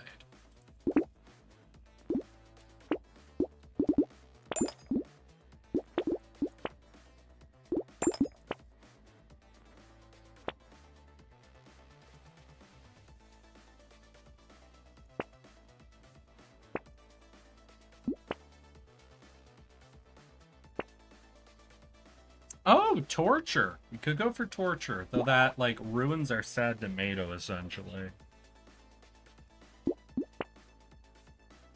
And, like, our jerky and our baby squid. Yeah, we're not gonna pick up that. We have too many items that are really good without it.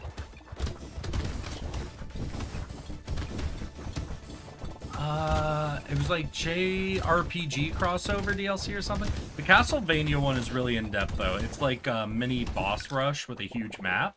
Oh, okay.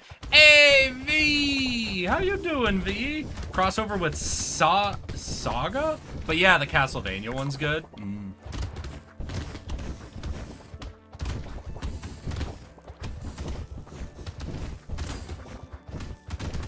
They are starting to get to the point now where I have a really hard time keeping locked in my head all of the different weapon, like, combinations, evolutions, and all the things that I like. I feel like if they're adding even more weapons and evolutions and items, we're probably going to get to the point that I start getting a little frustrated with the game. There's just going to be weapons I delete from my brain to make it run in my brain smoother, you know?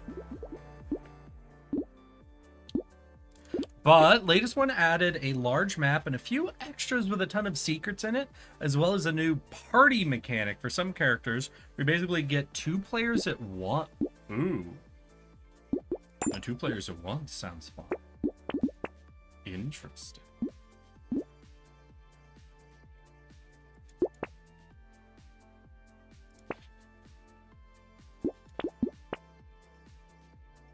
HP regen. Obviously, we're probably not going to kill the guys, but still, you know, we can use the regen. You can play as a chicken now? Alright. Why didn't you start with that? You can play as a chicken now? Shit, that's That's got me interested.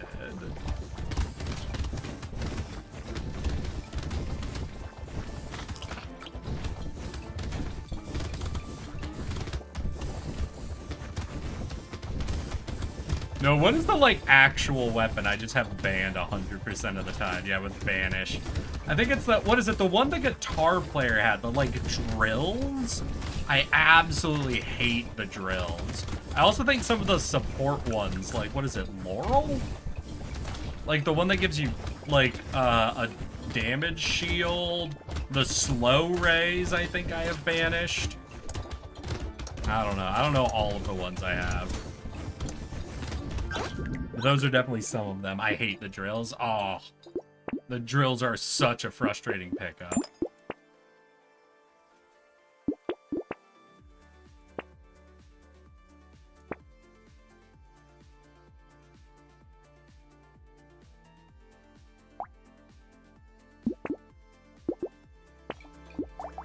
What is this? Burning spreads to an additional nearby... Spreads to an additional nearby... So anytime I apply burn...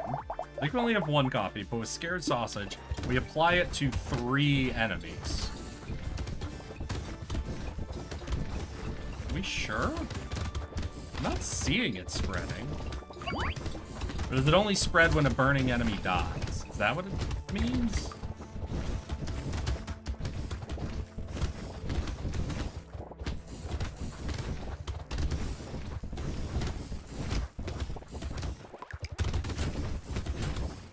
So I'm gonna keep picking those up just in case I get offered fried rice, you know?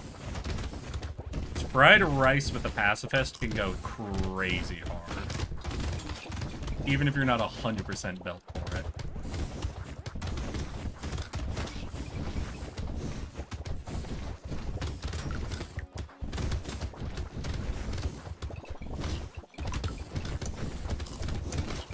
Oh my god, they're fucking flowing at me.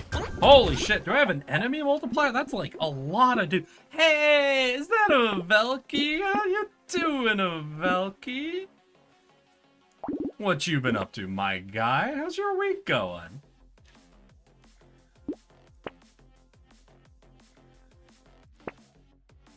Crystal, no, we take a lot of damage. Ooh, fairy can work. 13.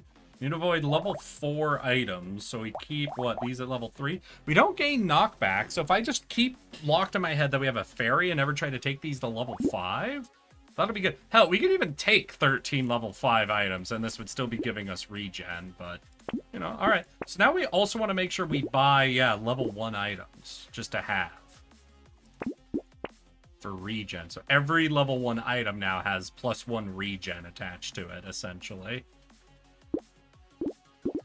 Alright, I'll keep that in mind. I'm tired. Oh, I'm sorry. Eggs! I come from Milk Stream. Hey, Julius, how did Milk do? I had my own stream going, so I couldn't hang out too long for his, but I know he was getting back into BTS after his vacation. What do you think? Is he rusty, or is he fucking ready to go? I know he was still practicing the jumps, right? That's like the latest thing that's happened, or is that just a trick that he's been struggling with for a while? Because I know he spent like his past, what, 2 months, I think, really trying to hone in the jumps. Milk got a really good time. Just ask him. Fuck yeah. I'm upset I missed it, but wouldn't candles be a good pick? They'd be a potentially good pick. There's some things to consider for it. Because it's a purple item, it's relatively expensive, so we have to consider our resources. But it only comes with, I think, 1 HP regen. It does come with burn damage, but we're not trying to kill with this. So elemental damage isn't actually crazy good for us. We don't care if they die, essentially.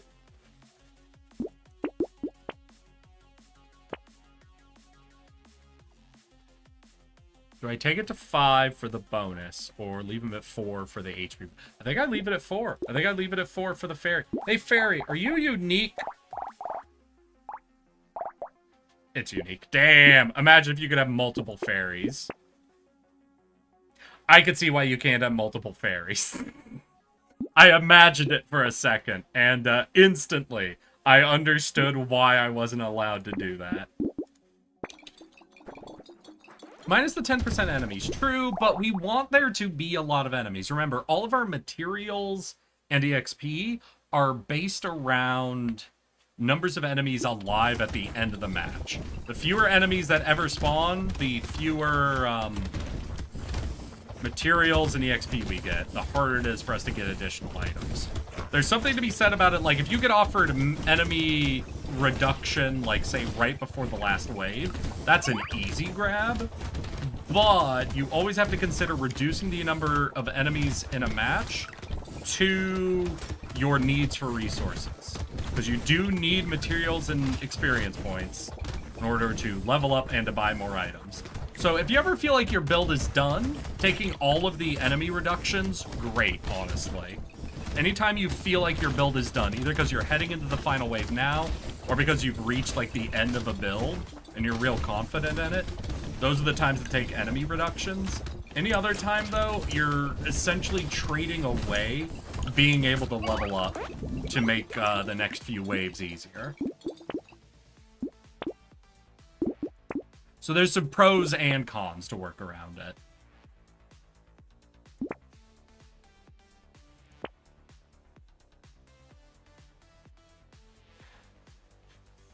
So we're in wave 17, so you know what? No, you're probably right. You're probably right. I think we're close enough to the timing that it could be worth it. That it could be worth it to start picking up enemy reductions. Okay, no. You know what? I think definitely level 17 onward is a fine time to trade away potential level ups and shit for making the waves easier and easier. I should have taken the what was that wave 15 or 14 that we were offered candles on? If it was 14, I might stand by the decision. If it was 15, I probably should have taken it.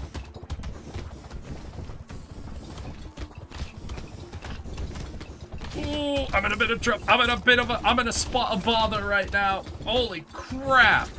Holy crap. What? Woo! I am glad I have jerky. That fucking +3 life regain from eating a fruit is, I think, carrying my ass right now. Woo! I need more gardens.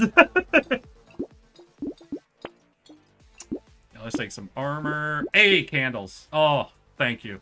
Thank you, candles, for returning. No point going for crystal.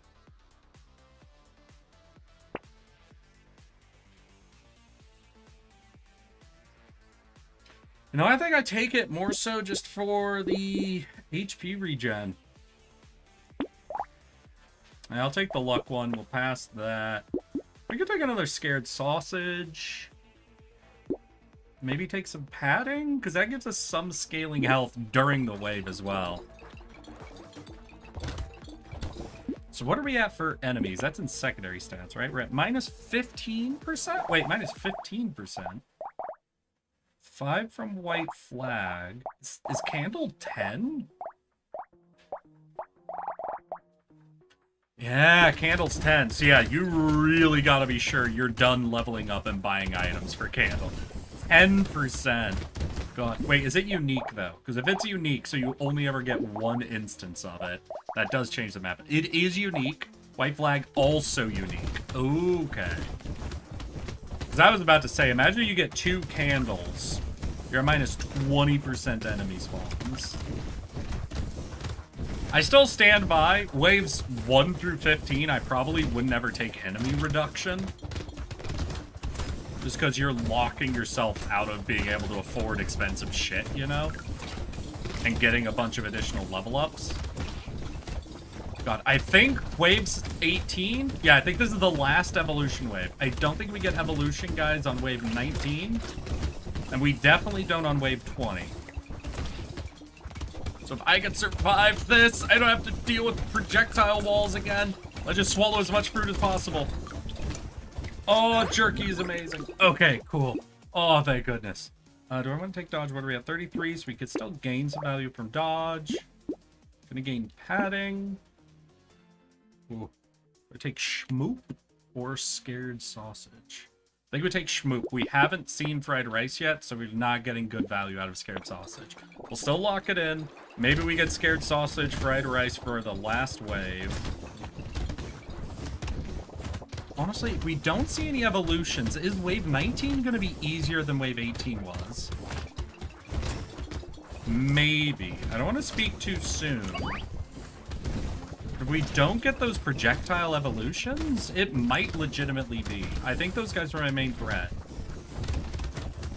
Then it all comes down to what boss we face. Oh god. Who are our abyss bosses? It's the snake and the shark, right? What is worse for this? I mean, I almost always hate the snake a lot worse than the shark.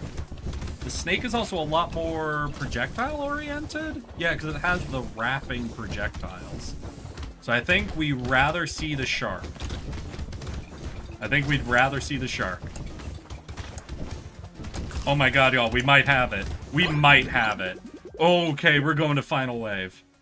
Can always fuck up here, but we're going to the final wave.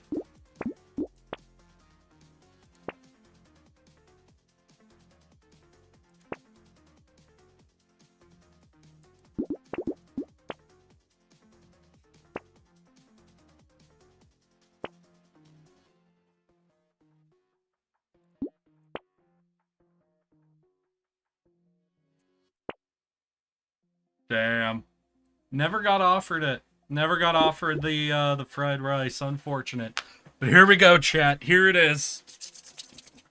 I think this is the first time we've gotten Abyss Wave 20 with the Pacifist. I mean, the boss might be able to fucking kick the shit out of us, but we will see. Oh, we rolled snake. Unfortunate. Unfortunate. With this, we're going for survival. No reason to ever be near the snake. We'll take maximum range. Try to burn as much time on mutation 1. Because maximum range with that type of a projectile attack means we get to just instantly react to it. Oh, there's the coil. Oh, fuck. Got a dodge proc, which means it didn't get to me.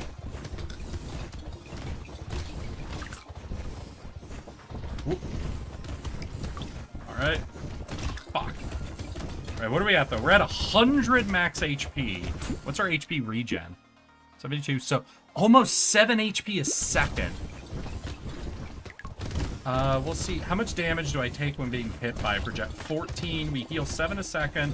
The coil comes once every 2...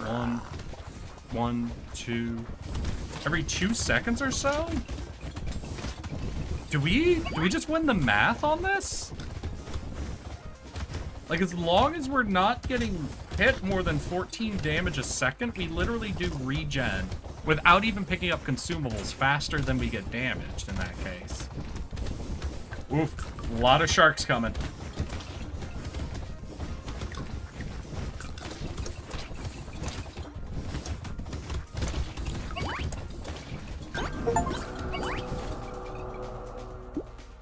Well, that's what I get. That's what I deserve for trying to do the burn build, I guess.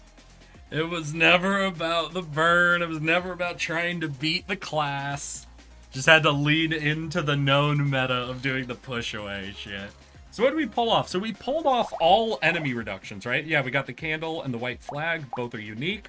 We pulled off maximum slow as well with both the unique slow items, snail and ugly tooth. We got the sad tomato, which was really good. We were offered torture at one point, but we passed up torture because we had sad tomato at the time. And I think that was amazing because later on after that, we got offered the fairy. We ended with 20 regen from the fairy with no negatives. Oh, man. That was really good. Honestly though, it makes me want to do it again. I want to keep trying to make the burn build fucking work, y'all. Alright? I want to go for a win with the burn build. But before we hop back in, y'all, it's just let's say it. Let's fucking go. Let's see it. I'll see if I can get a picture of it on screen. What about Peacock for about round 14 or something? I'd have to look at Peacock stats again, specifically, but 1 second, chat. I need to take a picture of something. Let's see your save as Brotato. Go over to Twitter, and it is a let's fucking go. Hashtag Brotato. Post there. Post it on the Discord. Alright, y'all, there it is. We have officially reclaimed Brotato. It's back on the list of perfect games. I'm actually going to take a quick look at my perfect list. I have had games burning off of my perfect list lately, because all of the fucking roguelite games I like to play, like Brotato, Vampire Survival, Death Must Die, have been getting updates and adding on new achievements. So now we are at 13 games on my list. I think at my peak I had 16. But right now we're at 13 with Elden Ring, Brotato, Helldivers 2, Loop Hero, Endgame of the Devil, Banners of Ruin, Crime Scene Cleaner, Heretics Fork, Creeper World 4, The Walking Dead: A New Frontier, Sucker for Love, and Strongholds Dungeon. Oh my god. Alright, but now let's see if we can actually force the burn build. We've done it, y'all. We've officially beaten... Hey, Shay! Hawk 2 of yourself. Oh, Shay. Queenie specifically told me to tell you she loves you. There, now my fucking job is done. I don't have to be communicating with people who aren't here anymore. A new record for Milk and 100% Chivo for you. Today is a good day. I agree. Today is a good day.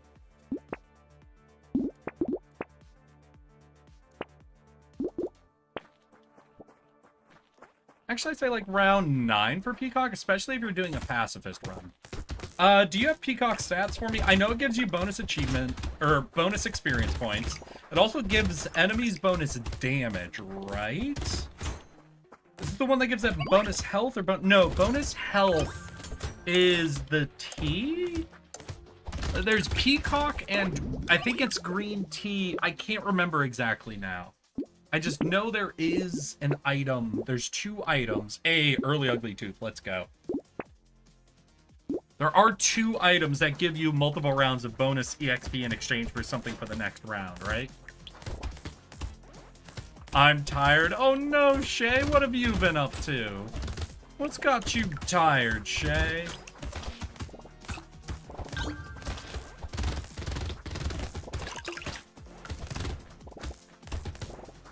I just really want to do a murder run as the pacifist. I need the fire to work. I need the fire and flames.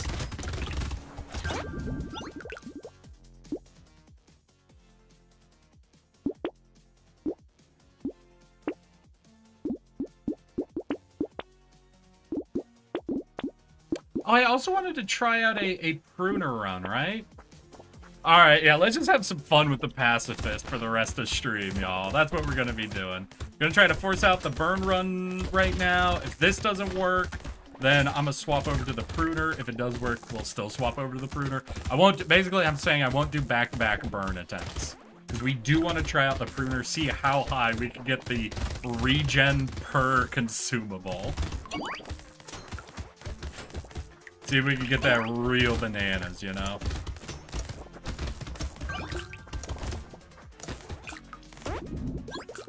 Plus 25% permanent EXP, 100% for your next round, and 50% enemy damage. That one's actually riskier. I'd be more confident on the pacifist, I think, running... I don't know if it's called green tea. I have an image of green tea in my head when I think of it, but it might not actually be called that.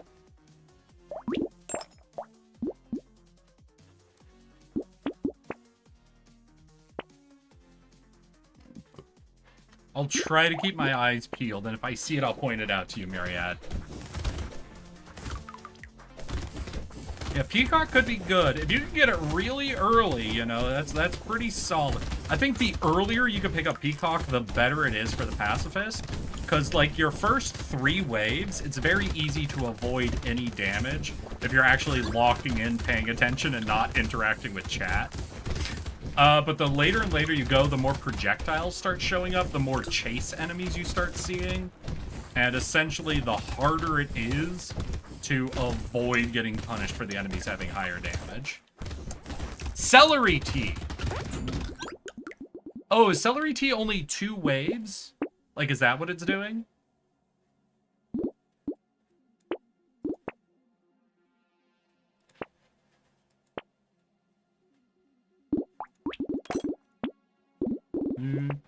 I'm made of this. Oh, never mind, it does. But it also has like 2 waves of really high EXP gain, right? I thought it had like 100% for 1 wave.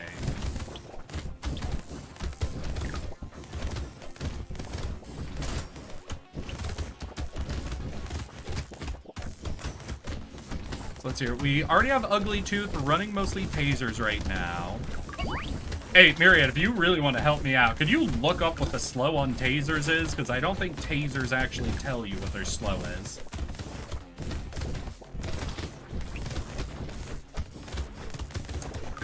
$50% for the next round, 100% enemy health for the next round. You also get 5% at the end of each round. Wait, you get 5% more at the end of each round? Or just 5%?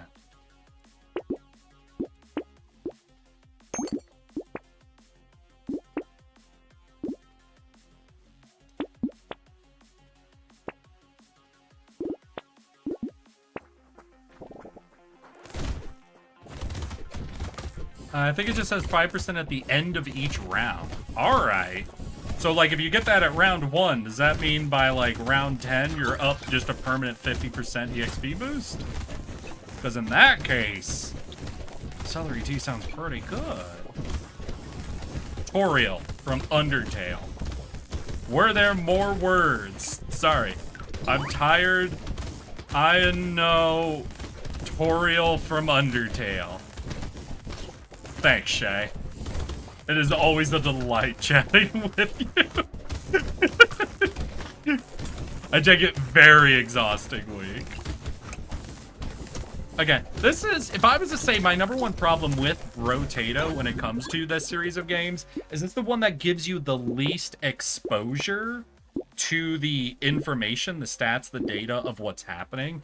And it's worded the most loosely on a lot of items. Brotato is definitely the one most likely to lead to you not knowing how certain items actually work.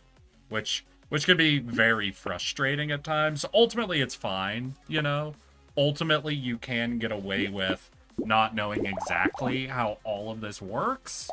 But it's just one of those things where there's a lot of things where you don't know how certain things stack, when actual stats are coming through, and the game doesn't work very hard to make sure you understand any discrepancies. Ultimately, in spite of that, you can get 100% in the game, so it doesn't actually matter, but still. It's not super self-communicative.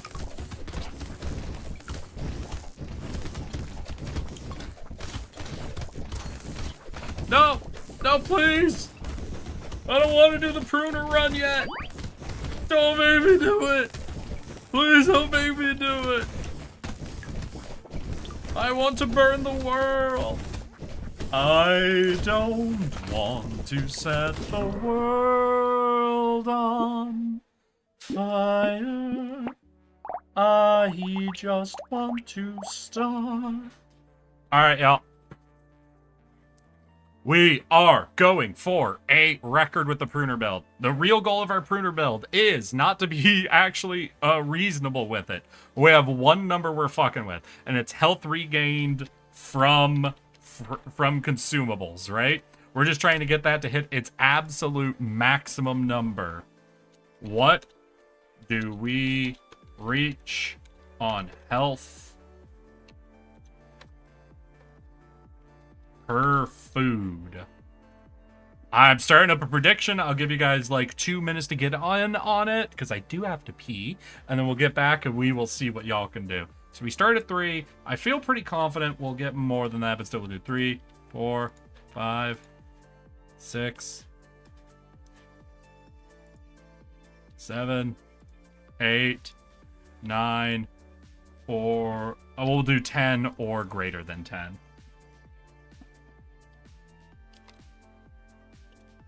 All right, I'll give you all 2 minutes. I'm a pee. I'll come back, and we will do the pruner run. And we'll see just how high we can get the fucking health regen on it. I put drooling emojis. Okay, Shay.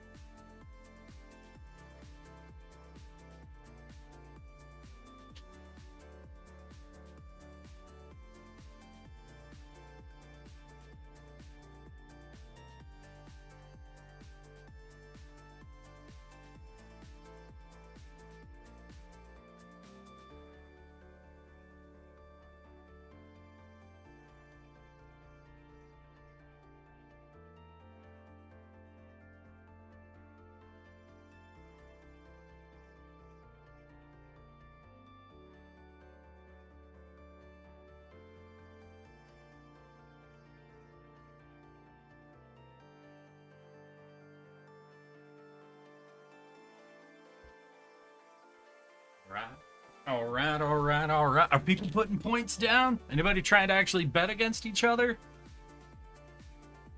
Damn, what do we got? 2 bets? Pathetic.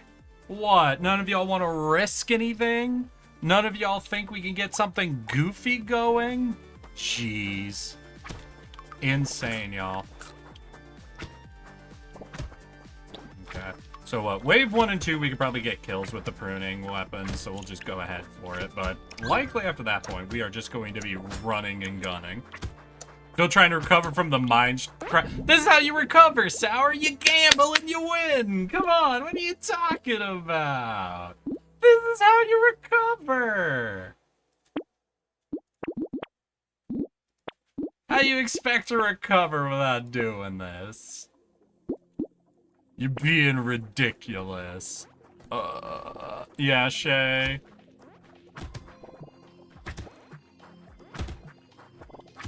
Skibbity toilet. Shay, you are fucking out of it today. What's got you so fucking exhausted? Yeah, if you're the only one who bets on an option, you could win it big. You know what? We don't care about attacking, so bonus EXP is fine. Let's take max HP. Spicy sauce, we could do. Just for the max HP. Hey, a free fucking garden, another pruner. All right. I don't know if I should bother with the spicy sauce. It does give us 3 max HP, but we're not really dealing damage. So having the explosion, we might be overpaying for 3 HP. We might be overpaying for 3 HP, but we'll roll with it for now. We'll try it out. Bean Teacher is a crazy item to go for. So plus 50% for the rest of the game. Minus 2 lifesteal? That's it? That does sound crazy. Is it a red item? I don't recognize that. It's like what I took the Scar, which is minus range, for 20%? It's a purple. Really?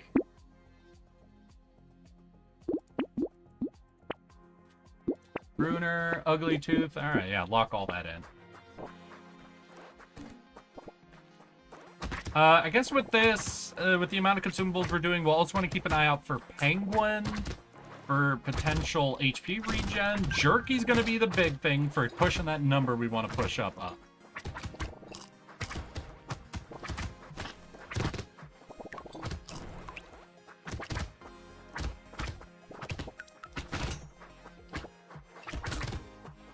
I'm actually surprised we haven't been offered 1 lemonade yet. We're still at the baseline HP regen.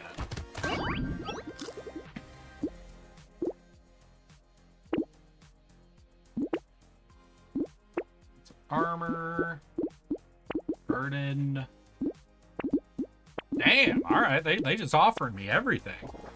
It also used to be plus 20%, so it got buffed. Damn, okay.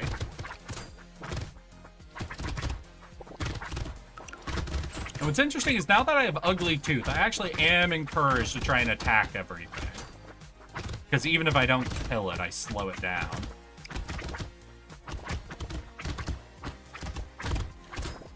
No lemonade for you. I bought a stand and drank it all. Wait, you Kuja, you stole all of my lemonade? Well, if you have a lemonade stand, then Kuja, I have a very important question. I have a very important question for you, Cooch. Go fuck yourself. Fried rice now? God damn it. Got any grapes?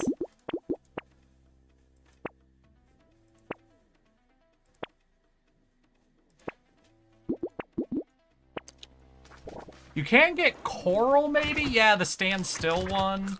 I understand. The coral is really hard with that. You get so many enemies stacked up.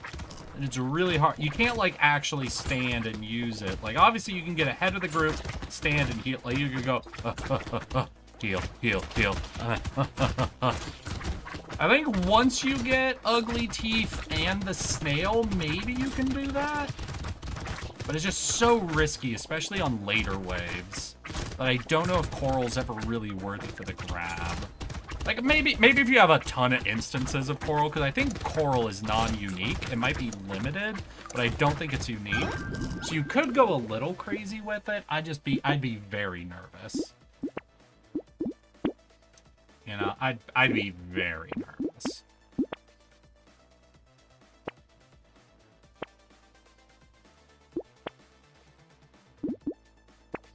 Zelix! How you doing, Zelix? Yeah, of course, Aaron is fried rice. I'm gonna take it now. Wait, is fried rice unique? It is unique. How you doing, Zelix? How's your fucking week been? You check out the short that came out today. It's for Auntie Nyan Nyan. I wish they made mirror work for uniques. I can understand why it doesn't work for uniques, but, you know, it would be fun. It'd be fun if they had, like, a crazy mode where they removed unique. How about that? I wish they had a game mode that removed unique. Right? Because I think it'd be very fun. Like, if you go unlimited, you could turn on a setting that's like, remove unique status from all items. Limited status from all items.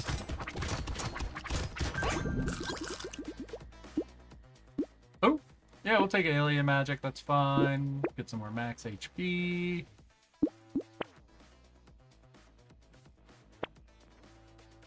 Alien baby works. Alright. They are not giving me... I haven't gotten, I think, a single item that increases food item regen. They heard I was going for a pruner run, and they wanted to make it my problem. Eric deep fake brick? Shay, what are you saying to me? What are these words you are saying?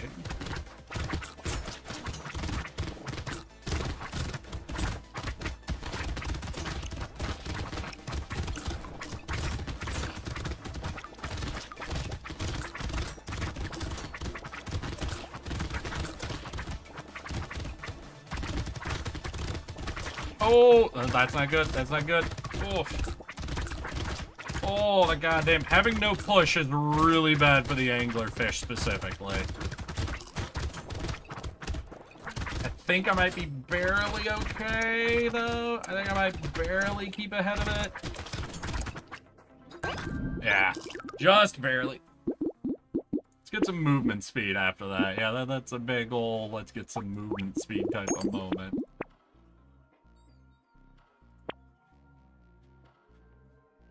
You can pick up padding. Damn, yeah, they are not giving me shit. How long have you had Brotato? How long have I had Brotato?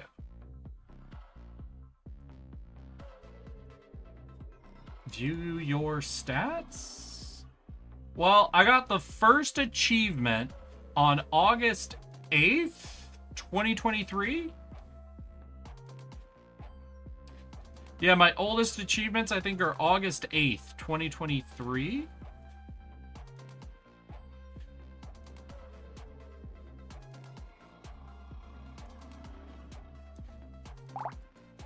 Early access or uninstall. I don't know. Y'all will have to tell me how that was for its release cycle. 2023 does not sound like an early deal. Almost 2 years of progress. Yeah. And I've gotten perfect on it twice now. Twice in 2 years. Amazing.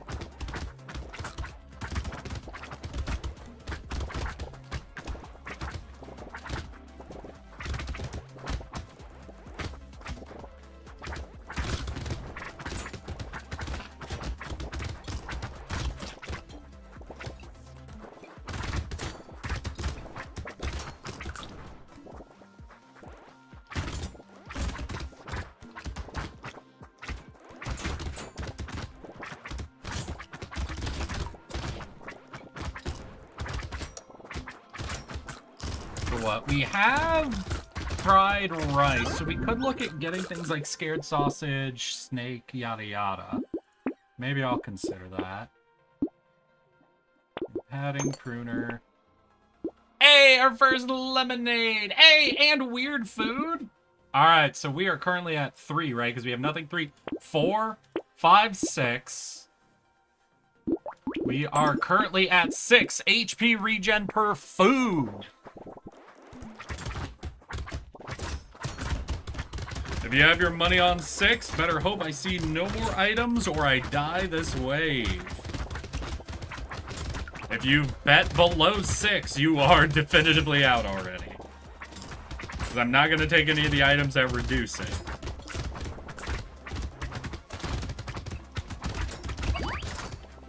Yeah, I had posted my robot girl in the Discord. Her design is a bit boring, but I am happy enough with it. Oh shit, really? See here, art class, I assume. Oh my god, she do be fucking adorable. I love her cloak. That's nice. That's very nice.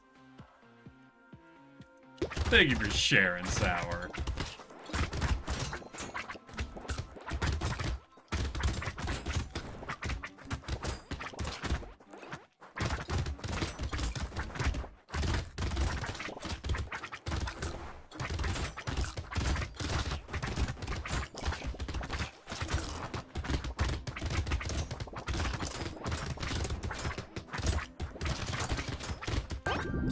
Hey, all right.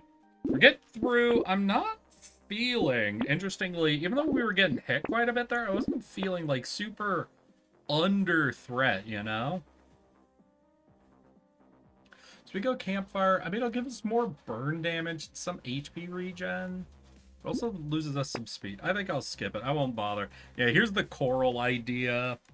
I don't think so. I just feel like we're really not guaranteed to do a lot with it. Hey, I always take sad tomato. It is almost never I like avoid sad tomato. Fried rice and flamethrower. So is this what I gotta do? I have to announce I'm doing a not flamethrower oriented. Hey, if I don't dive this wave, y'all, we're hitting 9. If I don't dive this wave, we're hitting 9 on food healing. Could die. It's 11. I think 11 is one of those unique waves. I don't think... Yeah, it doesn't look like it's an evolution one, but it does introduce a couple of unique enemies. We got the flying heads that are throwing projectiles, and it's the return of the armored enemies. You get armored enemies, I think, what, wave 5? Then they go away for a while, then they come back wave 11.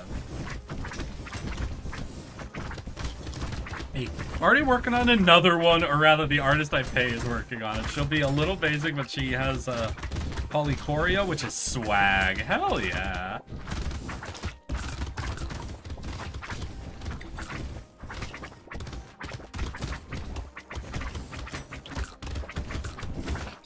Raven Team Leader Custom Email. Shay, are you just typing words or something?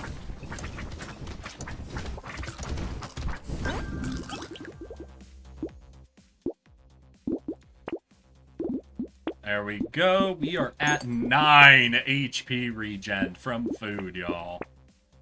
If you bet anything less than 9, you are out, which means all we have is 9, 10, and 10 or more as potential winners.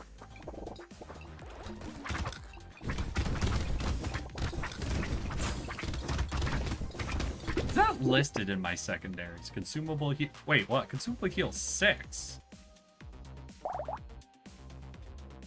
1? Oh, plus 6. Because we start at 3. Ooh. Shit. Should I have been marking that as plus versus total? Hey, everybody who bet, were you thinking of plus or total? Interesting. Interesting to consider. There is a difference between plus or total.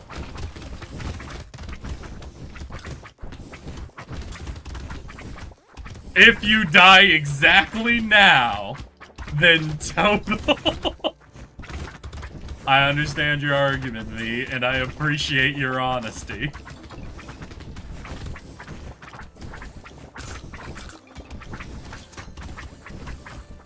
I assumed plus. Dang, Myriad, actually, you're risking it to say that. Okay.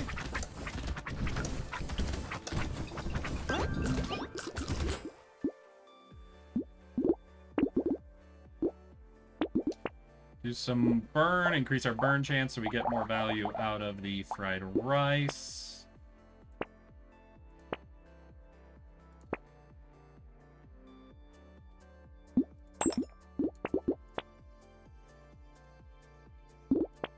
Lock on the burning site. You know, let's take Weird Ghost. We already have Sad Tomato, so we do have a ton of early heals.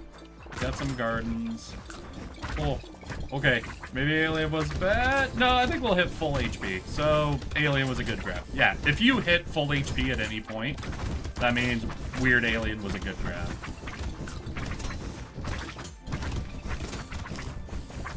Did I miss out on a weird food? Suddenly my brain is feeding me an image back to my head from one of those rolls I did.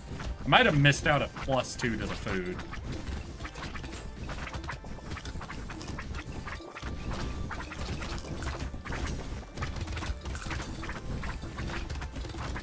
Ah! Right! Rage mages! I forgot the mages that are doing the projectiles right now are also giving things rage. I never remember they have that effect. I never remember until it starts happening.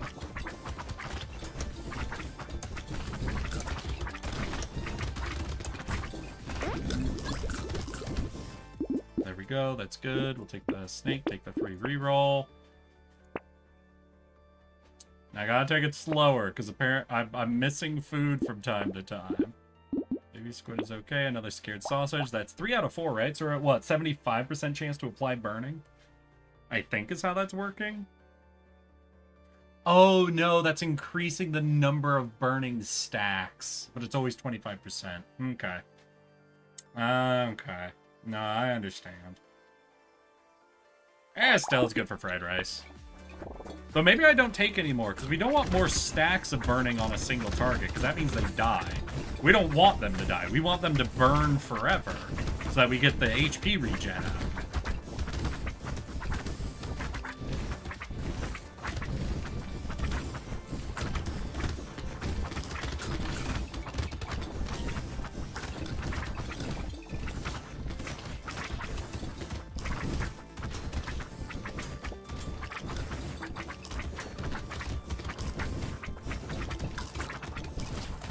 When you have jerky, so you have that, like, slow release of the HP you get back, you do fucking build up a lot of bonus HP regen. God damn. Bruner builds seem pretty solid now. My Violent Burning build definitely seems to be the weakest or most luck-oriented option. But if they die, they can't hurt you. True. Nope. Good. True argument. True and valid.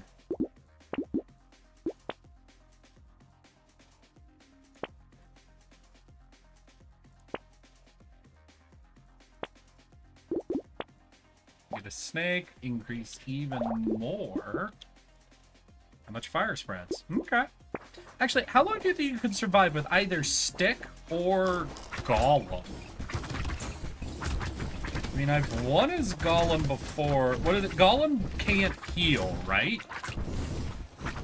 But they get, like, a ton of extra HP? Well, I mean, I could beat the game with Golem, but are you saying, like, infinite wave? I don't know.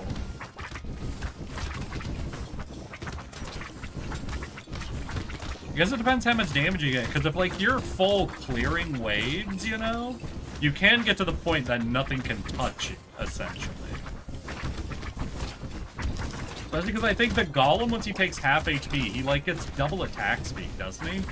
So if you're a legitimately violent build that's going well, I guess indefinitely, as long as you're scaling faster than the enemy health is scaling, you know?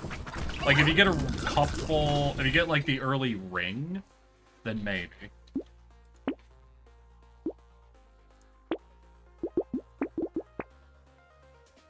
Break.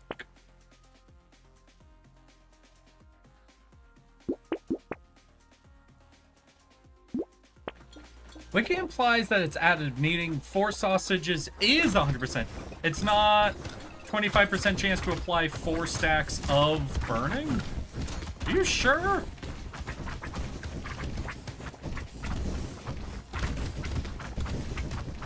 Because they are adding, but what they're adding is the number of stacks of burning you're applying.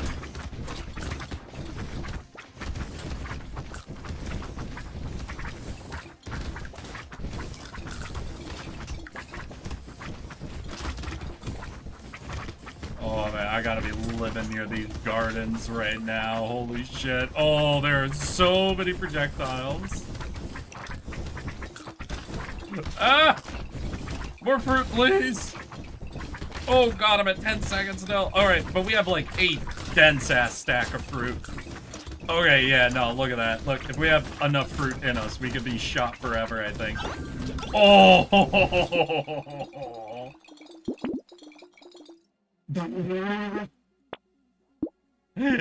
Alright. Ooh, penguin. Penguin's good.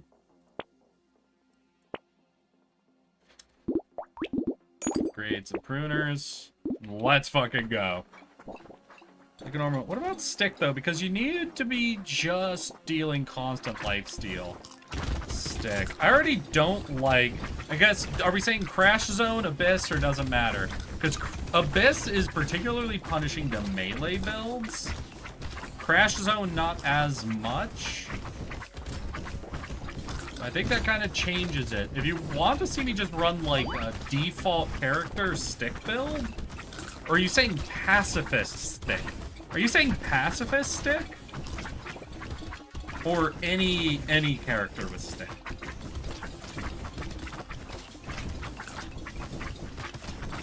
Oh my god, they are fucking killing me.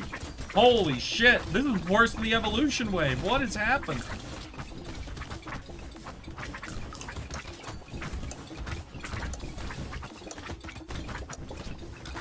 Oh my god, thank you, goddamn food. Oh yeah, we'll take a ferry.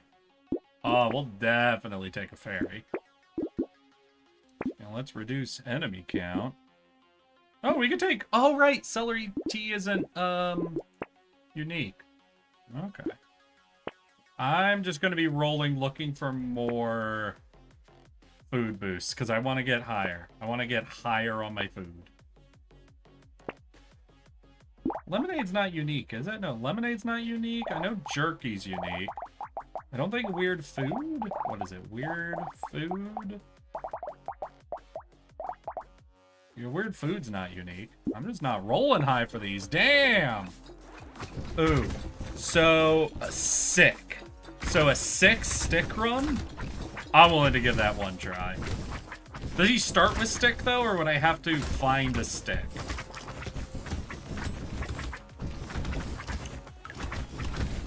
I got penguin, right? So I can eat a ton of fruit early.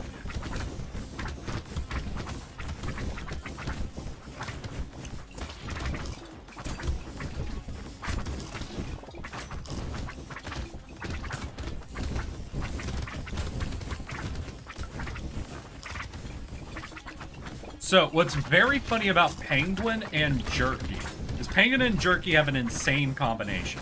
So the way it works, penguin, every The time you wood eat stick was never fruit- mentioned once. You imagined it and never let it leave.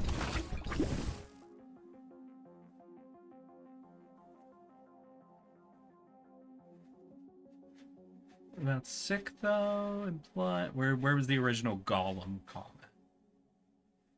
And it's mirror.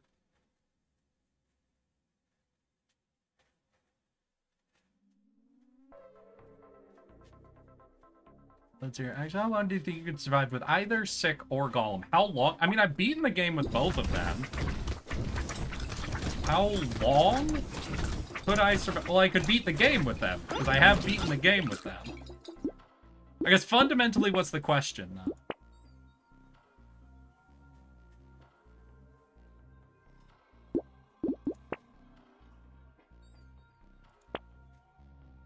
This has an echo. Oh, right. Oh, shit. I still had desktop audio on. Ah, fuck. That's not good.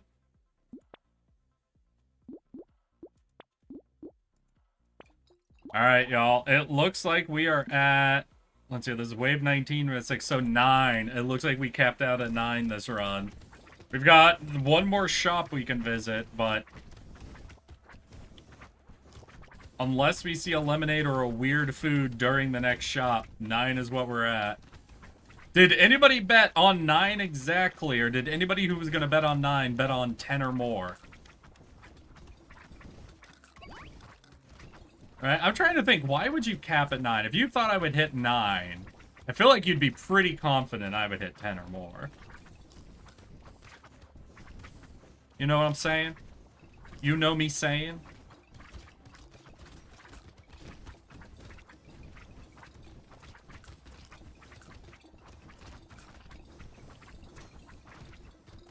Oh, I'm awake and I speak English, so yes, I do know what you are saying.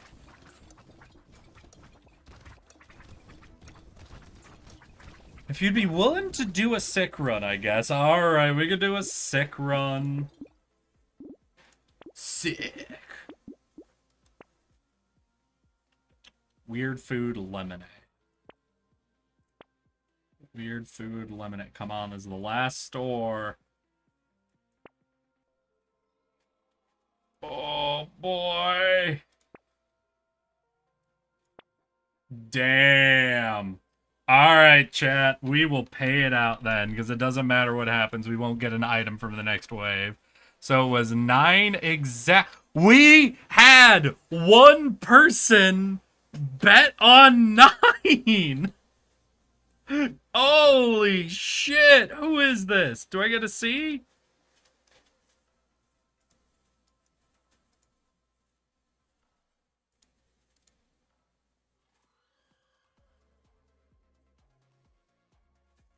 V! God damn, V. Congratulations.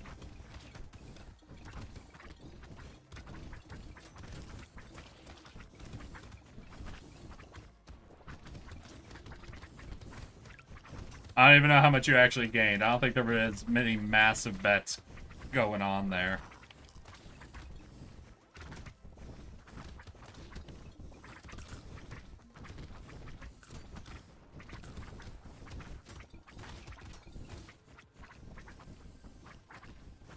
What was last run's regen? I don't even think I paid much attention. I know we got jerky, so that gives you +4. But I don't think I picked up any weird food, so at most we had 1 or 2 lemonades. So I think at most 6. I think it would have been +5 or +6. So with a baseline of 3, oh, we might have hit 7 then. Yeah, because we're baseline 3, we pick up a jerky, that'd be 7. Yeah. So I think 7 sounds about right.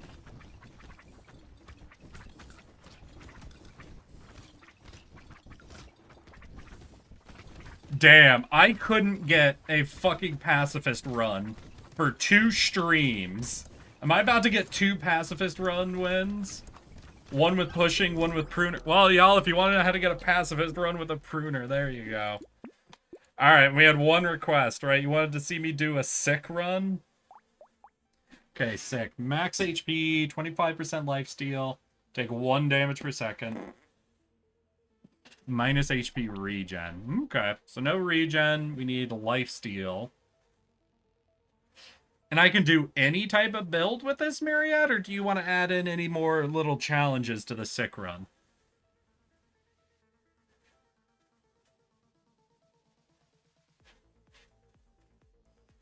Hell yeah, V. Fucking get it.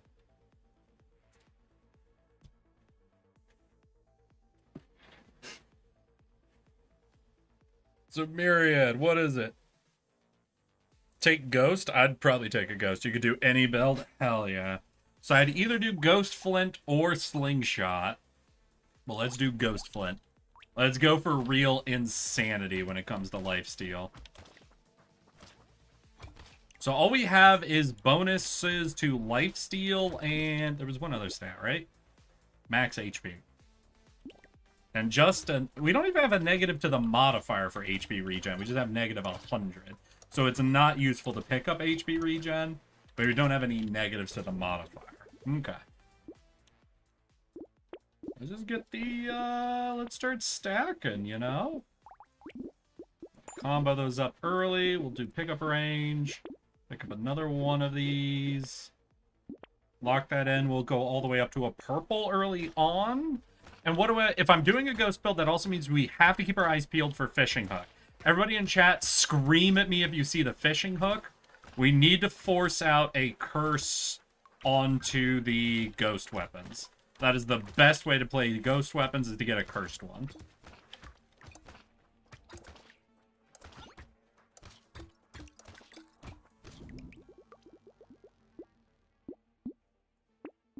Range, do combo. I think we'll hold on 2 blues so that we can try to curse this shit up.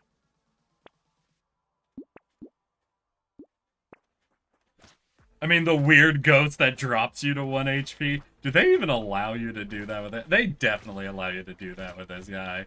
No, I'm not gonna do weird ghost on the goddamn sick character. But her, it could give you so much extra max HP. Think about it. You'd go up 3 max HP. All you have to do is luck out a lifesteal proc before the first second passes. Easy. Insane. Insane.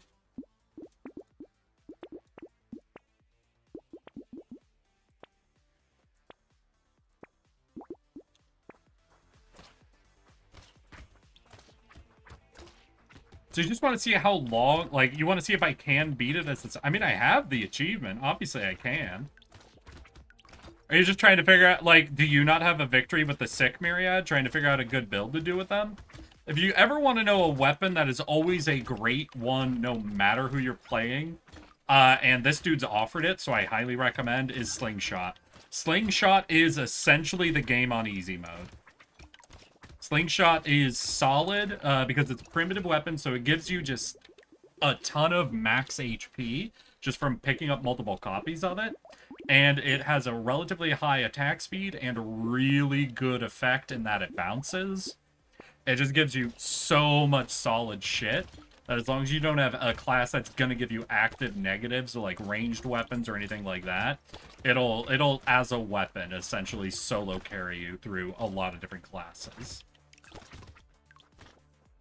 Just haven't seen a full run with the sick yet, and I was real curious. Okay. Ultimately, I don't know, the sick isn't a super interesting character. It's a little fun because you get to start at 25% lifesteal. So it's very easy with them to go up to essentially guaranteed lifesteal procs, which are fun. But the thing you have to remember is that lifesteal, unlike HP regen, is capped. If you ever hover lifesteal, your attacks have a 26% chance to heal you for 1 HP, max of 10 HP per second. Whereas HP regen is not capped. Now, 10 HP regen a second is insane. I don't think I've ever hit that with life regen, you know? That's fucking an insane cap. You're pretty secure from ever hitting that. But still, it is capped where HP regen isn't. Hey, Gert Yo to you as well. I should get some yogurt.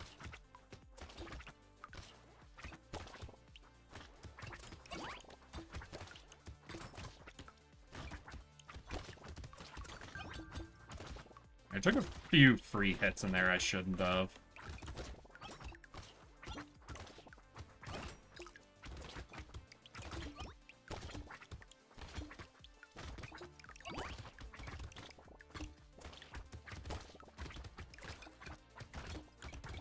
Also with this guy, I recommend anytime you're offered more trees or just a free garden to have on the map, I would just take those. They just give you a good little emergency backup option.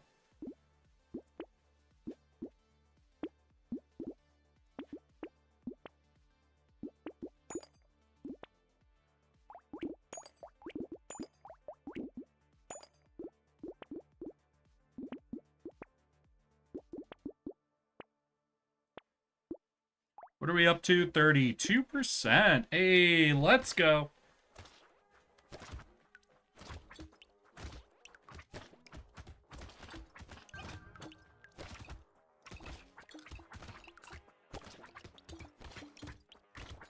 Why would a beanie remove range? It comes down over his eyes.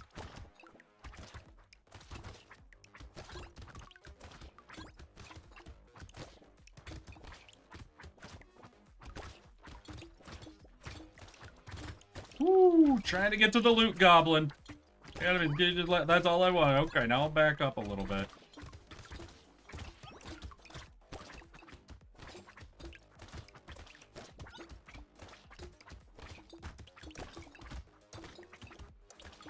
The one downside for me picking up ghost weapons is I play a lot more risky, essentially. Because I'm trying to force out a lot of the kills, I keep getting closer and closer to the enemy. Just being like, come on, I need more kills, I need more kills. And I end up taking so much damage I wouldn't normally take. Because instead of trying to play back, I'm trying to get as close to as many enemies as possible to farm the stats. Oh, by the way, Helldivers 2 right now is insanely hard with a new update. What? I know they had a new war bond come out. Is there more shit going on in the update? I know a lot of people are talking about some of the latest shit. I just haven't really looked into any of the details. I haven't installed Helldivers, I think, since Monster Hunter came out. Yeah, I think since Monster Hunter released, I haven't had Helldivers installed. It was sacrificed to make space.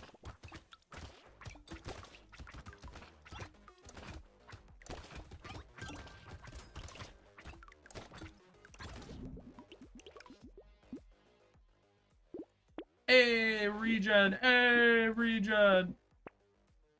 What's the red item? There's a red item that gives you damage per lifesteal. I think it's vampire something or vampiric something. I just don't remember the whole name. Yeah, so this is one of the waves that sucks as the pacifist, but is the easiest shit in the world if you're any other class. Basically, you can just follow the dude around and pop the eggs almost instantly, and all the other enemies on it are, like, small fry. So it's like a nothing wave, unless you're playing the pacifist.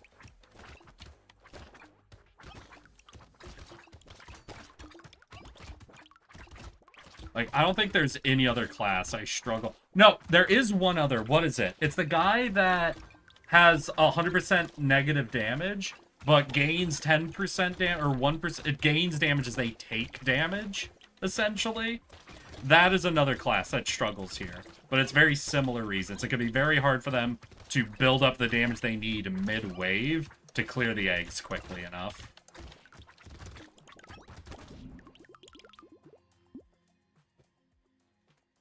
Rest of the Illuminator here. Ooh, gotcha, gotcha.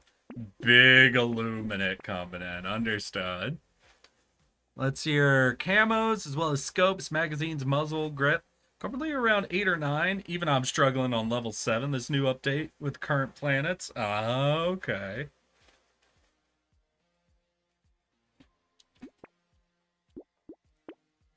Now let's make more enemies. I love having more enemies.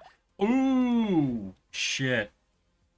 I almost thought that was almost a pre-wave 10 vigilante ring. Damn. Close to insanity there. Now that's not to say it's bad. Just like very close to an insanely early grab.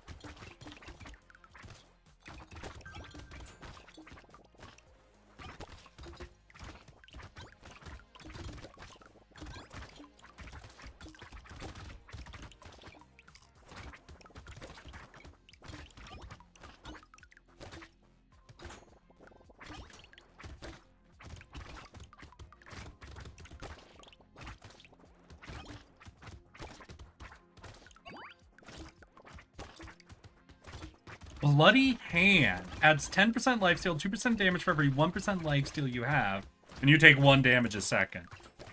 God. Imagine on the sick taking Bloody Hand and, what is it, Blood Bag? The one that gives you 40 harvest, 1 damage a second? That'd be funny. That'd be a funny build. Downright goofy. We'll get you later. I just wanted the rat.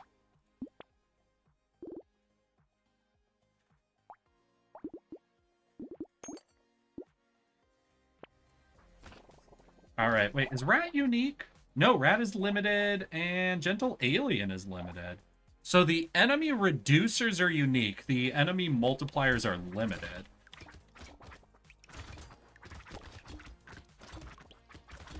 Interesting. I think I slightly disagree with that. I think I wish the enemy limiters, or the enemy reducers were limited, and that limit was increased the more enemy multipliers you picked. So you could only, like, you'd never get yourself down to 0 enemies, you know? But you could get multiple instances of the candle and the, what's the harvest one? I fully forgot what the harvest one was. But them, as long as you were picking up enemy multipliers, that way you don't ever hit 0, but you could get multiple instances for their other stats, as long as you're also picking up enemy multipliers, you know? I think that's a more fun way to do limiting on them than just saying unique. That way we can't accidentally stack to 0 enemies. What would you say is the hardest character to run in your opinion? For me, Pacifist. I don't like the Pacifist playstyle. They're extremely hard to run. There might have been one that was harder in some ways, but I think it'd be very hard for me to really hone in without actively playing them in the moment. The Pacifist is just so fundamentally different from all the others that it's a lot harder for me to adapt to them than it is to the other classes. But in a category, my least favorite type of class, I think, is like the Gangster. Basically, there are classes that do nothing on the combat field, they just affect the store. And those are my least favorite, because they don't actually then affect my builds, right? They don't make me think, okay, for example, the Chef and the Gardener both really make you change how you play the game, where they make you really want to get a bunch of food and do a lot of crazy explosion shit in a way that you wouldn't normally build for. Those are my favorite types of classes, the ones that are like, oh, I'm going for a specific build because this class has unlocked the potential for something. Those are good classes. In my opinion, the worst classes are the ones that I shouldn't have done that. That was dumb. I am dumb. That was dumb. Damn it. Damn me for being dumb. Ooh, and there's a fish hook. Let's see here. Okay. Could you imagine plus 1,000 enemies? Could I imagine it? Yeah, I guess. I don't know if they could actually render that, you know?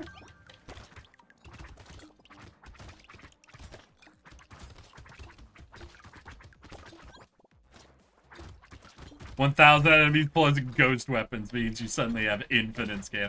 God, no. I'm trying to imagine, like, if you had 1,000 enemies, and either the daggers with enough attack speed to keep up, or... Oh, shit! Y'all got me distracted just actually thinking of shit. Because I was like, or the wand with enough piercing going on that you could actually clear-cut shit. Either of those would be amazing. Damn.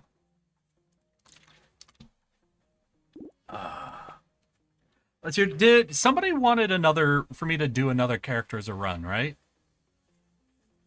I feel like there was one more request someone had.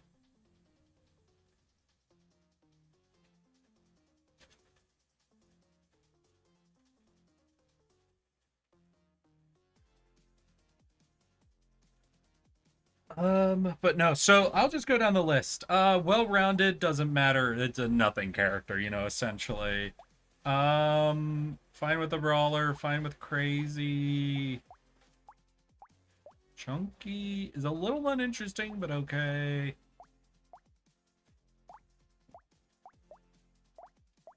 I think some of my favorite are the ones who do a lot with engineering. Because almost all of the engineering ones do something crazy with engineering, right? Okay, not the engineer, ironically, but like the artificer is really crazy in what he does. The technomage is really crazy in what he does.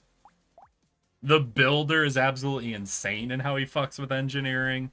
I think they had a lot more fun designing ways to fuck with engineering. I think it really shows. Cyborg is a little fun with it. I think I remember not liking the cryptid, right? Yeah, I don't really like the cryptid.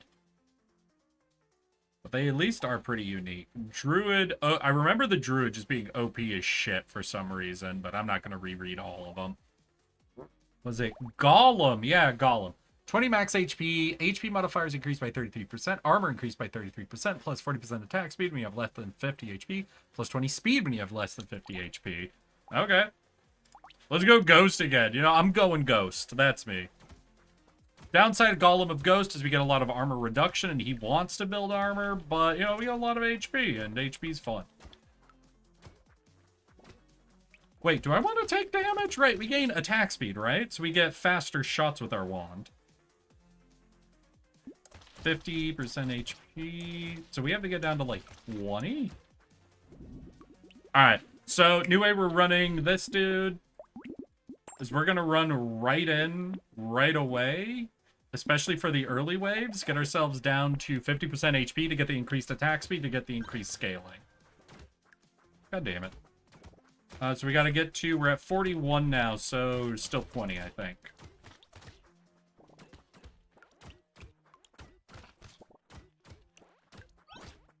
Alright, there we go.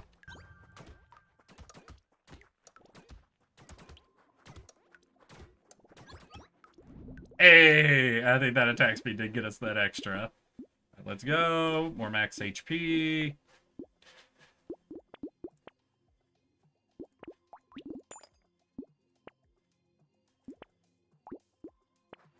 I'm pretty sure he always starts with a tier 2 first round. Golem?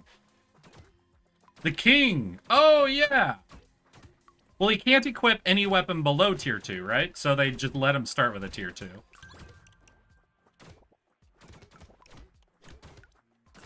I'm having a hard time getting below half health. I'm sprinting at bitches and they don't hit me. I'm sure we'll soon get to a wave where that stops being a problem, though.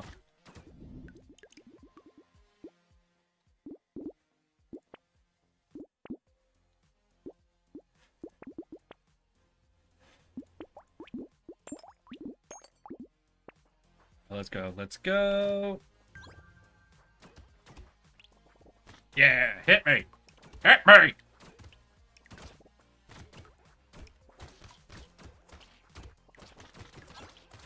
Alright, we're below 50, so we'll back off now.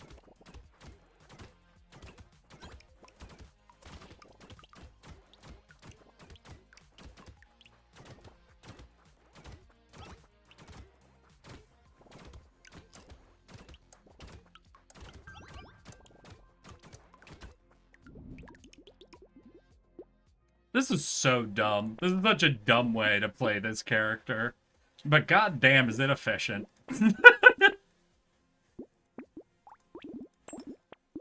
Stupid and efficient.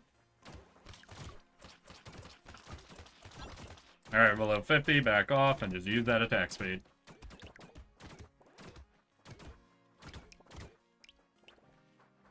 So wait, the way I'm playing him, I'm really not playing for his max HP super much, am I?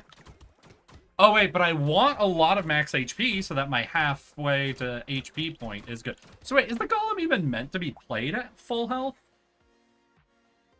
Yeah, no, because you want a lot of max HP so your half health point is really high. So yeah, the golem's really meant to just beat himself up right away. Okay, understood. Seems reasonable. Like, you never want to play the golem above half HP. You just want half HP to be an insanely high number. Hey, fish hook! Let's go. Alright, so we won't buy that, actually.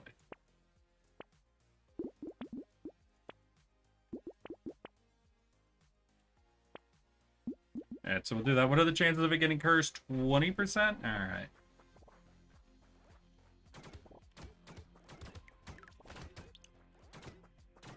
God damn it! They're too slow! Hit me!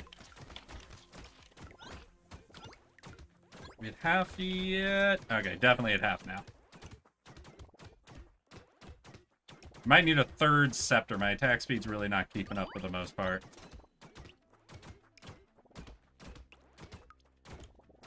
But I really want to leave it in the store to try to get it cursed through the fishing hook.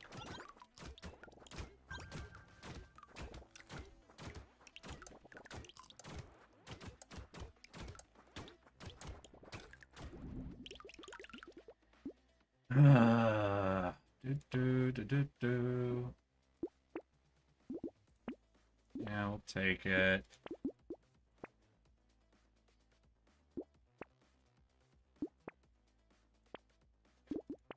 Lock these in. Hopefully we get one of them to get cursed.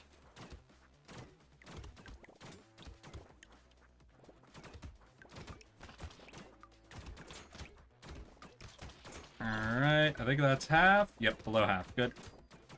We're up to 3 scepters, so that should be enough of a power boost not to be even slightly under threat this round. Yeah, going up to 3, I think, crossed us over that breakpoint for probably the next 2 rounds. Which means we'll want 4 scepters, I suspect, on round 10, but we should be good with just 3. I'm leaving 1 in the store to really try to pick up the curse for the next 2 rounds.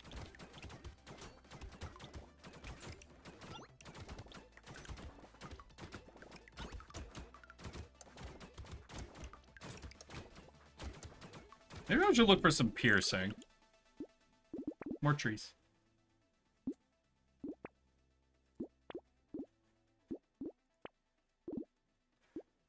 Well, Wisdom got cursed. That's pretty cool.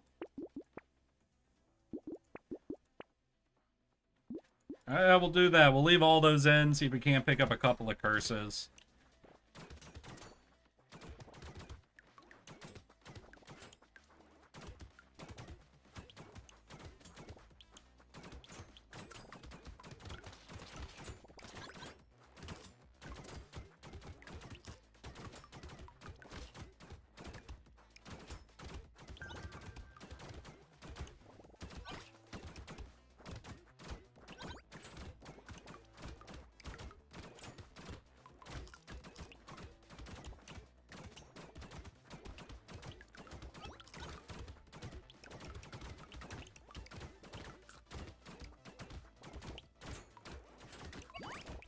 Yeah, let's fucking go. So why wasn't the golem in the sick? I know you said like you hadn't seen these boys, but have you like you've done watch through for like every other type of character? Hey, we got a cursed blue. Hell yeah. All right, so we're actually then going to buy both because then we get a cursed purple, which becomes a cursed red, and having a cursed red is insane. So every 6 kills, this is gonna get us a stat. Let's go. Lock in this scepter. Cool. The golem kind of reminds me of the Oblivious Astronaut Birthstone. Ooh, shit, we might be struggling against the eggs, because I only have 2 scepters, so we have very low attack potential. Yeah, ooh, we might actually be a little endangered for the evolution wave here. Because I went all the way down to just 2 scepters to get the cursed red out. Which is really good for stats. It also means we have very, very bad kills for, like, trying to wave clear. We have no piercing. We have a little bit of attack speed. We've been picking up some attack speed stats. but nothing insane.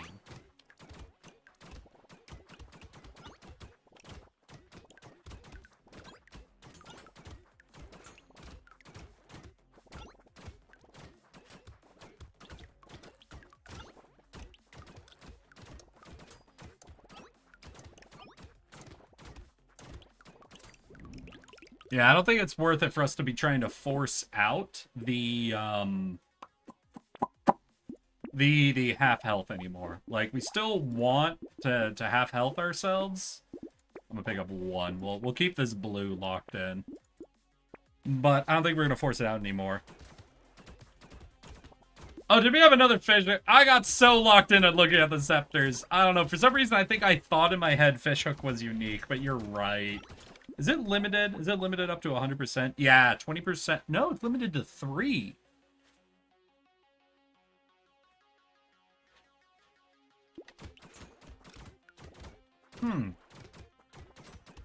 So 60% chance? Alright, I guess you guys can choose whatever number you want to cap it at, but that feels weird.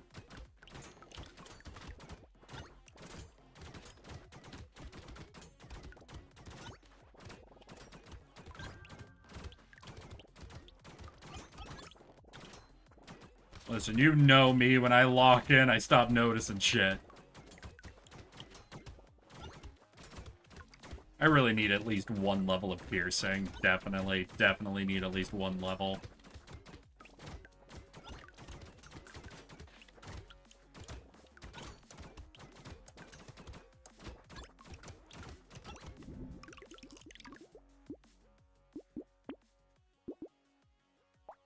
Scepter still isn't cursed. Ooh, Alien Eye, definitely. Fuck!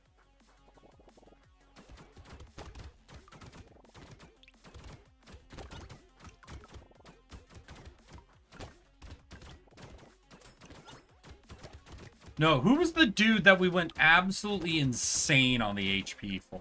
It was one of the DLC characters. Like, we got... I think it was the guy who starts with a fishing hook, right? Because we got, like, a full inventory of cursed scepters, didn't we?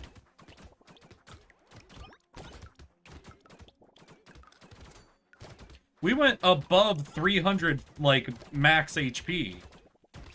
No, didn't we hit 500? Or did we fall just short of 500?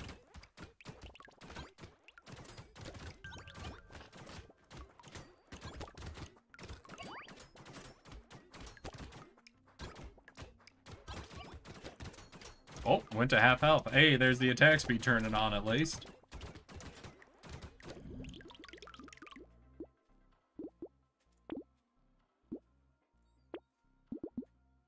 Still not cursed. Fuck you.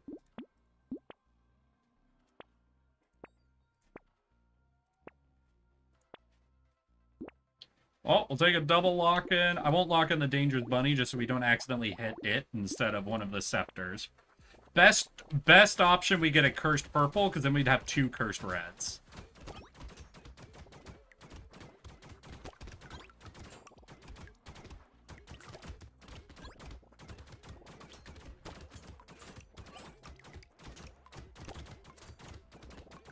If we get a cursed blue, I don't think we have everything we would need to actually combo it up to a cursed red right now.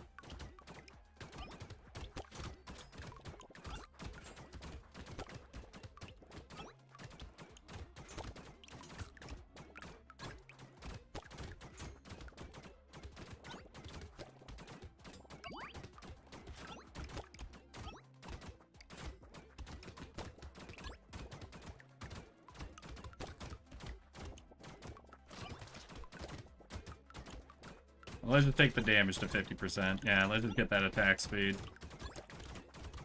Try to scale a little faster.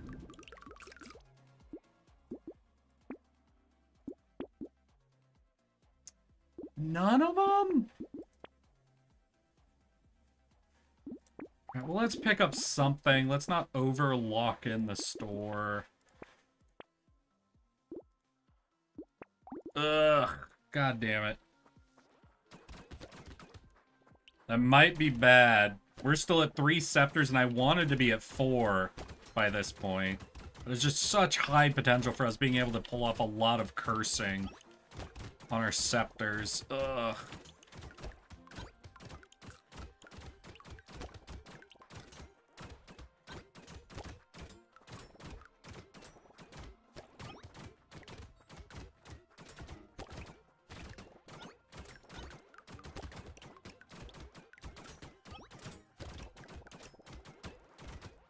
Did I just take the half health, go for the quicker scaling? Let's go ahead.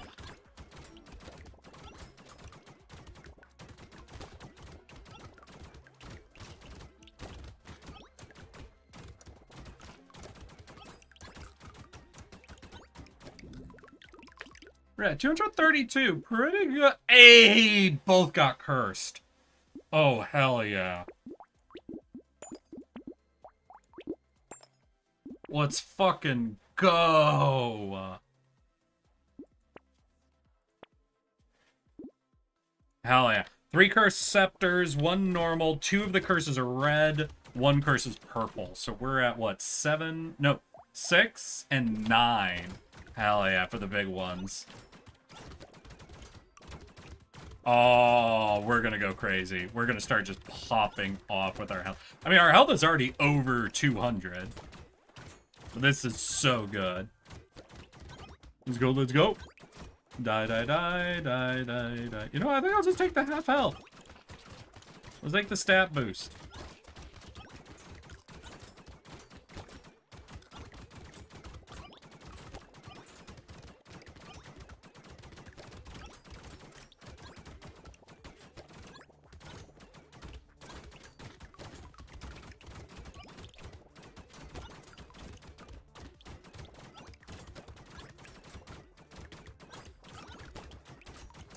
Woohoo!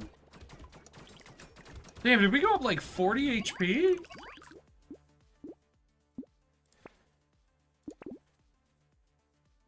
God damn.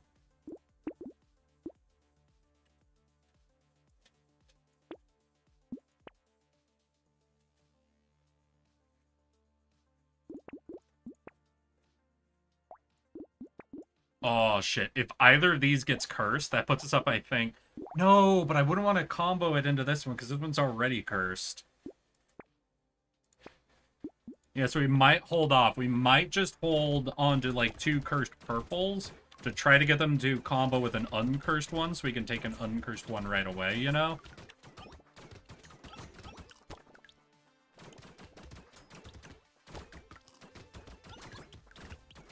Because if you combo an uncursed with a cursed, you get a cursed one, but if you combo 2 cursed together, you basically lost one of your cursed items, just for an upgraded version.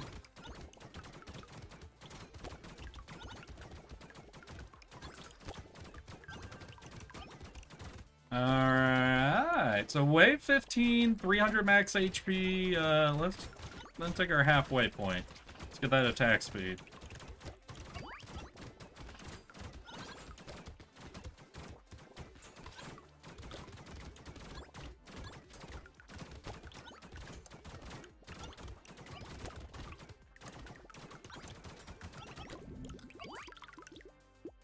Hey, that's a good item. Yeah, we'll take that. Care about that. Let's go damage. Neither got cursed. But you know what? If I take them, I think I go up to a cursed red. Yeah, I think that combo's all the way out, so we'll just go for it. And just an already cursed blue. Hell yes.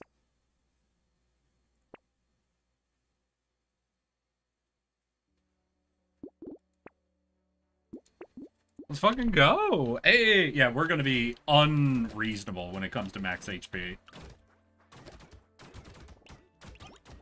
Yeah, and these are the canister evolution guys. These are the ones that just fill the map with projectiles. So easy to clean out when you're able to actually kill.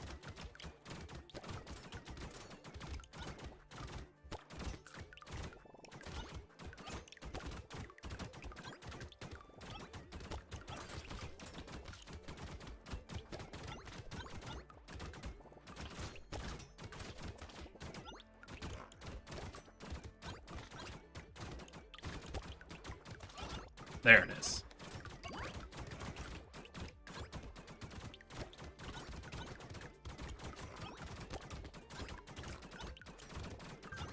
Woo-wee. Oh, we're gonna get one evolution before the end? Nah, we cancel them. Hell yeah.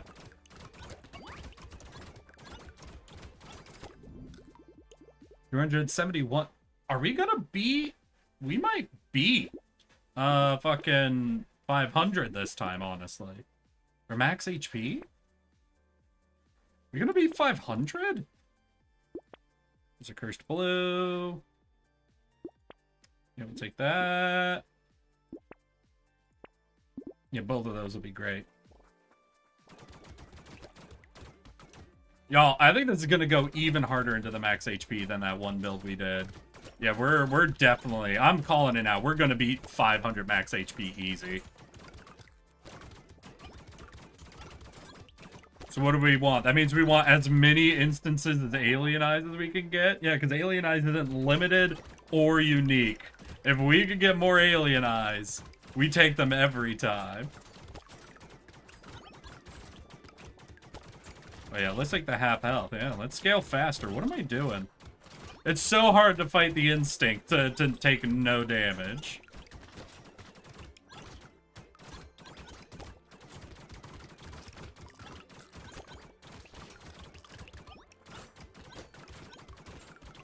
Or, you know, to try to take no damage.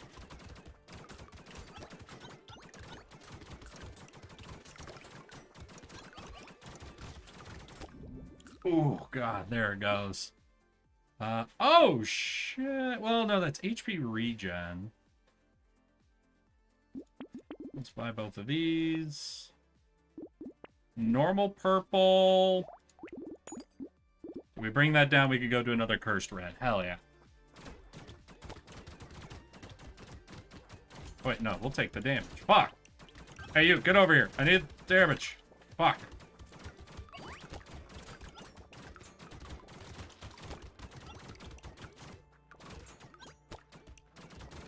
Hit me! Hit me!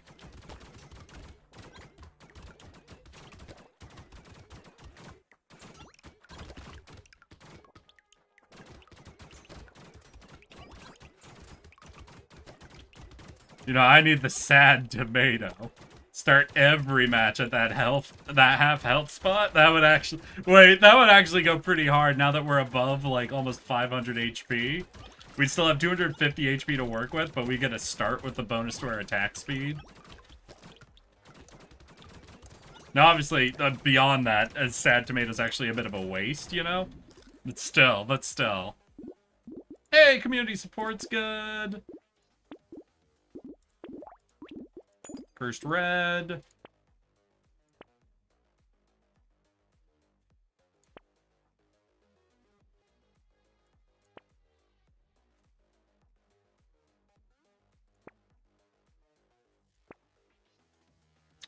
We can take spicy sauce. That works well with health.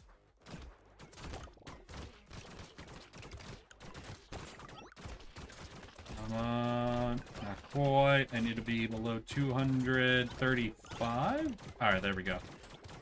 Ooh, a little too aggro there to get it. And just shed it off a little more HP than I intended to. We still haven't picked up any piercing. I now remember I really wanted piercing because of this, specifically.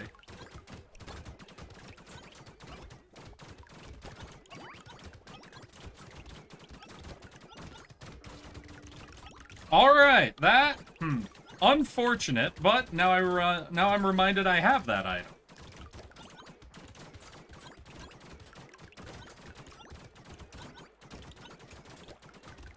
Good warning for when I'm below 50% definitively.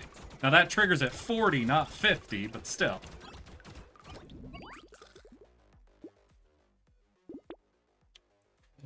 Nope, don't matter. Sure, we'll take more. Take the spicy. More loot aliens could be good. Hey, bandana, pierce, perfect. And it's a high level pierce too. Lock these in, hope we get a curse out of them. Oh, never. Wait. We were at wave fucking 20? Well, shit.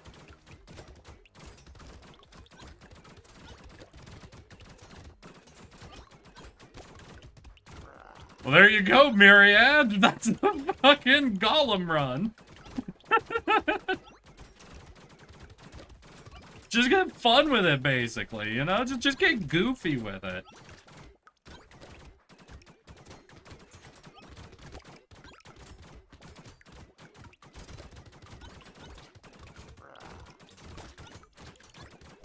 What, even with a tank build, think we could beat the snake? Oh yeah, no, if we trigger the bell, he's definitely dead. Oh, didn't even need to trigger the bell. Cool. Yeah, there you go. There you go, Myriad. And I think with those little goofy ass runs we've just done, with us finally getting 100% on the full fucking game, I want to wish you all a good evening, good night, good rest of your weeks. I will see you Friday. Well, we will be hopping into a new game for me, one that's been requested a couple of times, that I've done a new fucking thumbnail for. So I hope you will all see me there as we get to fuck around with trains, I think, is something I've heard about this game. I don't know. You might have to ask Sour. They know a bit more about it than I do. But, remember, I love you all, and I'll see you all just as soon as possible. Good evening, good night, good fucking weeks, y'all.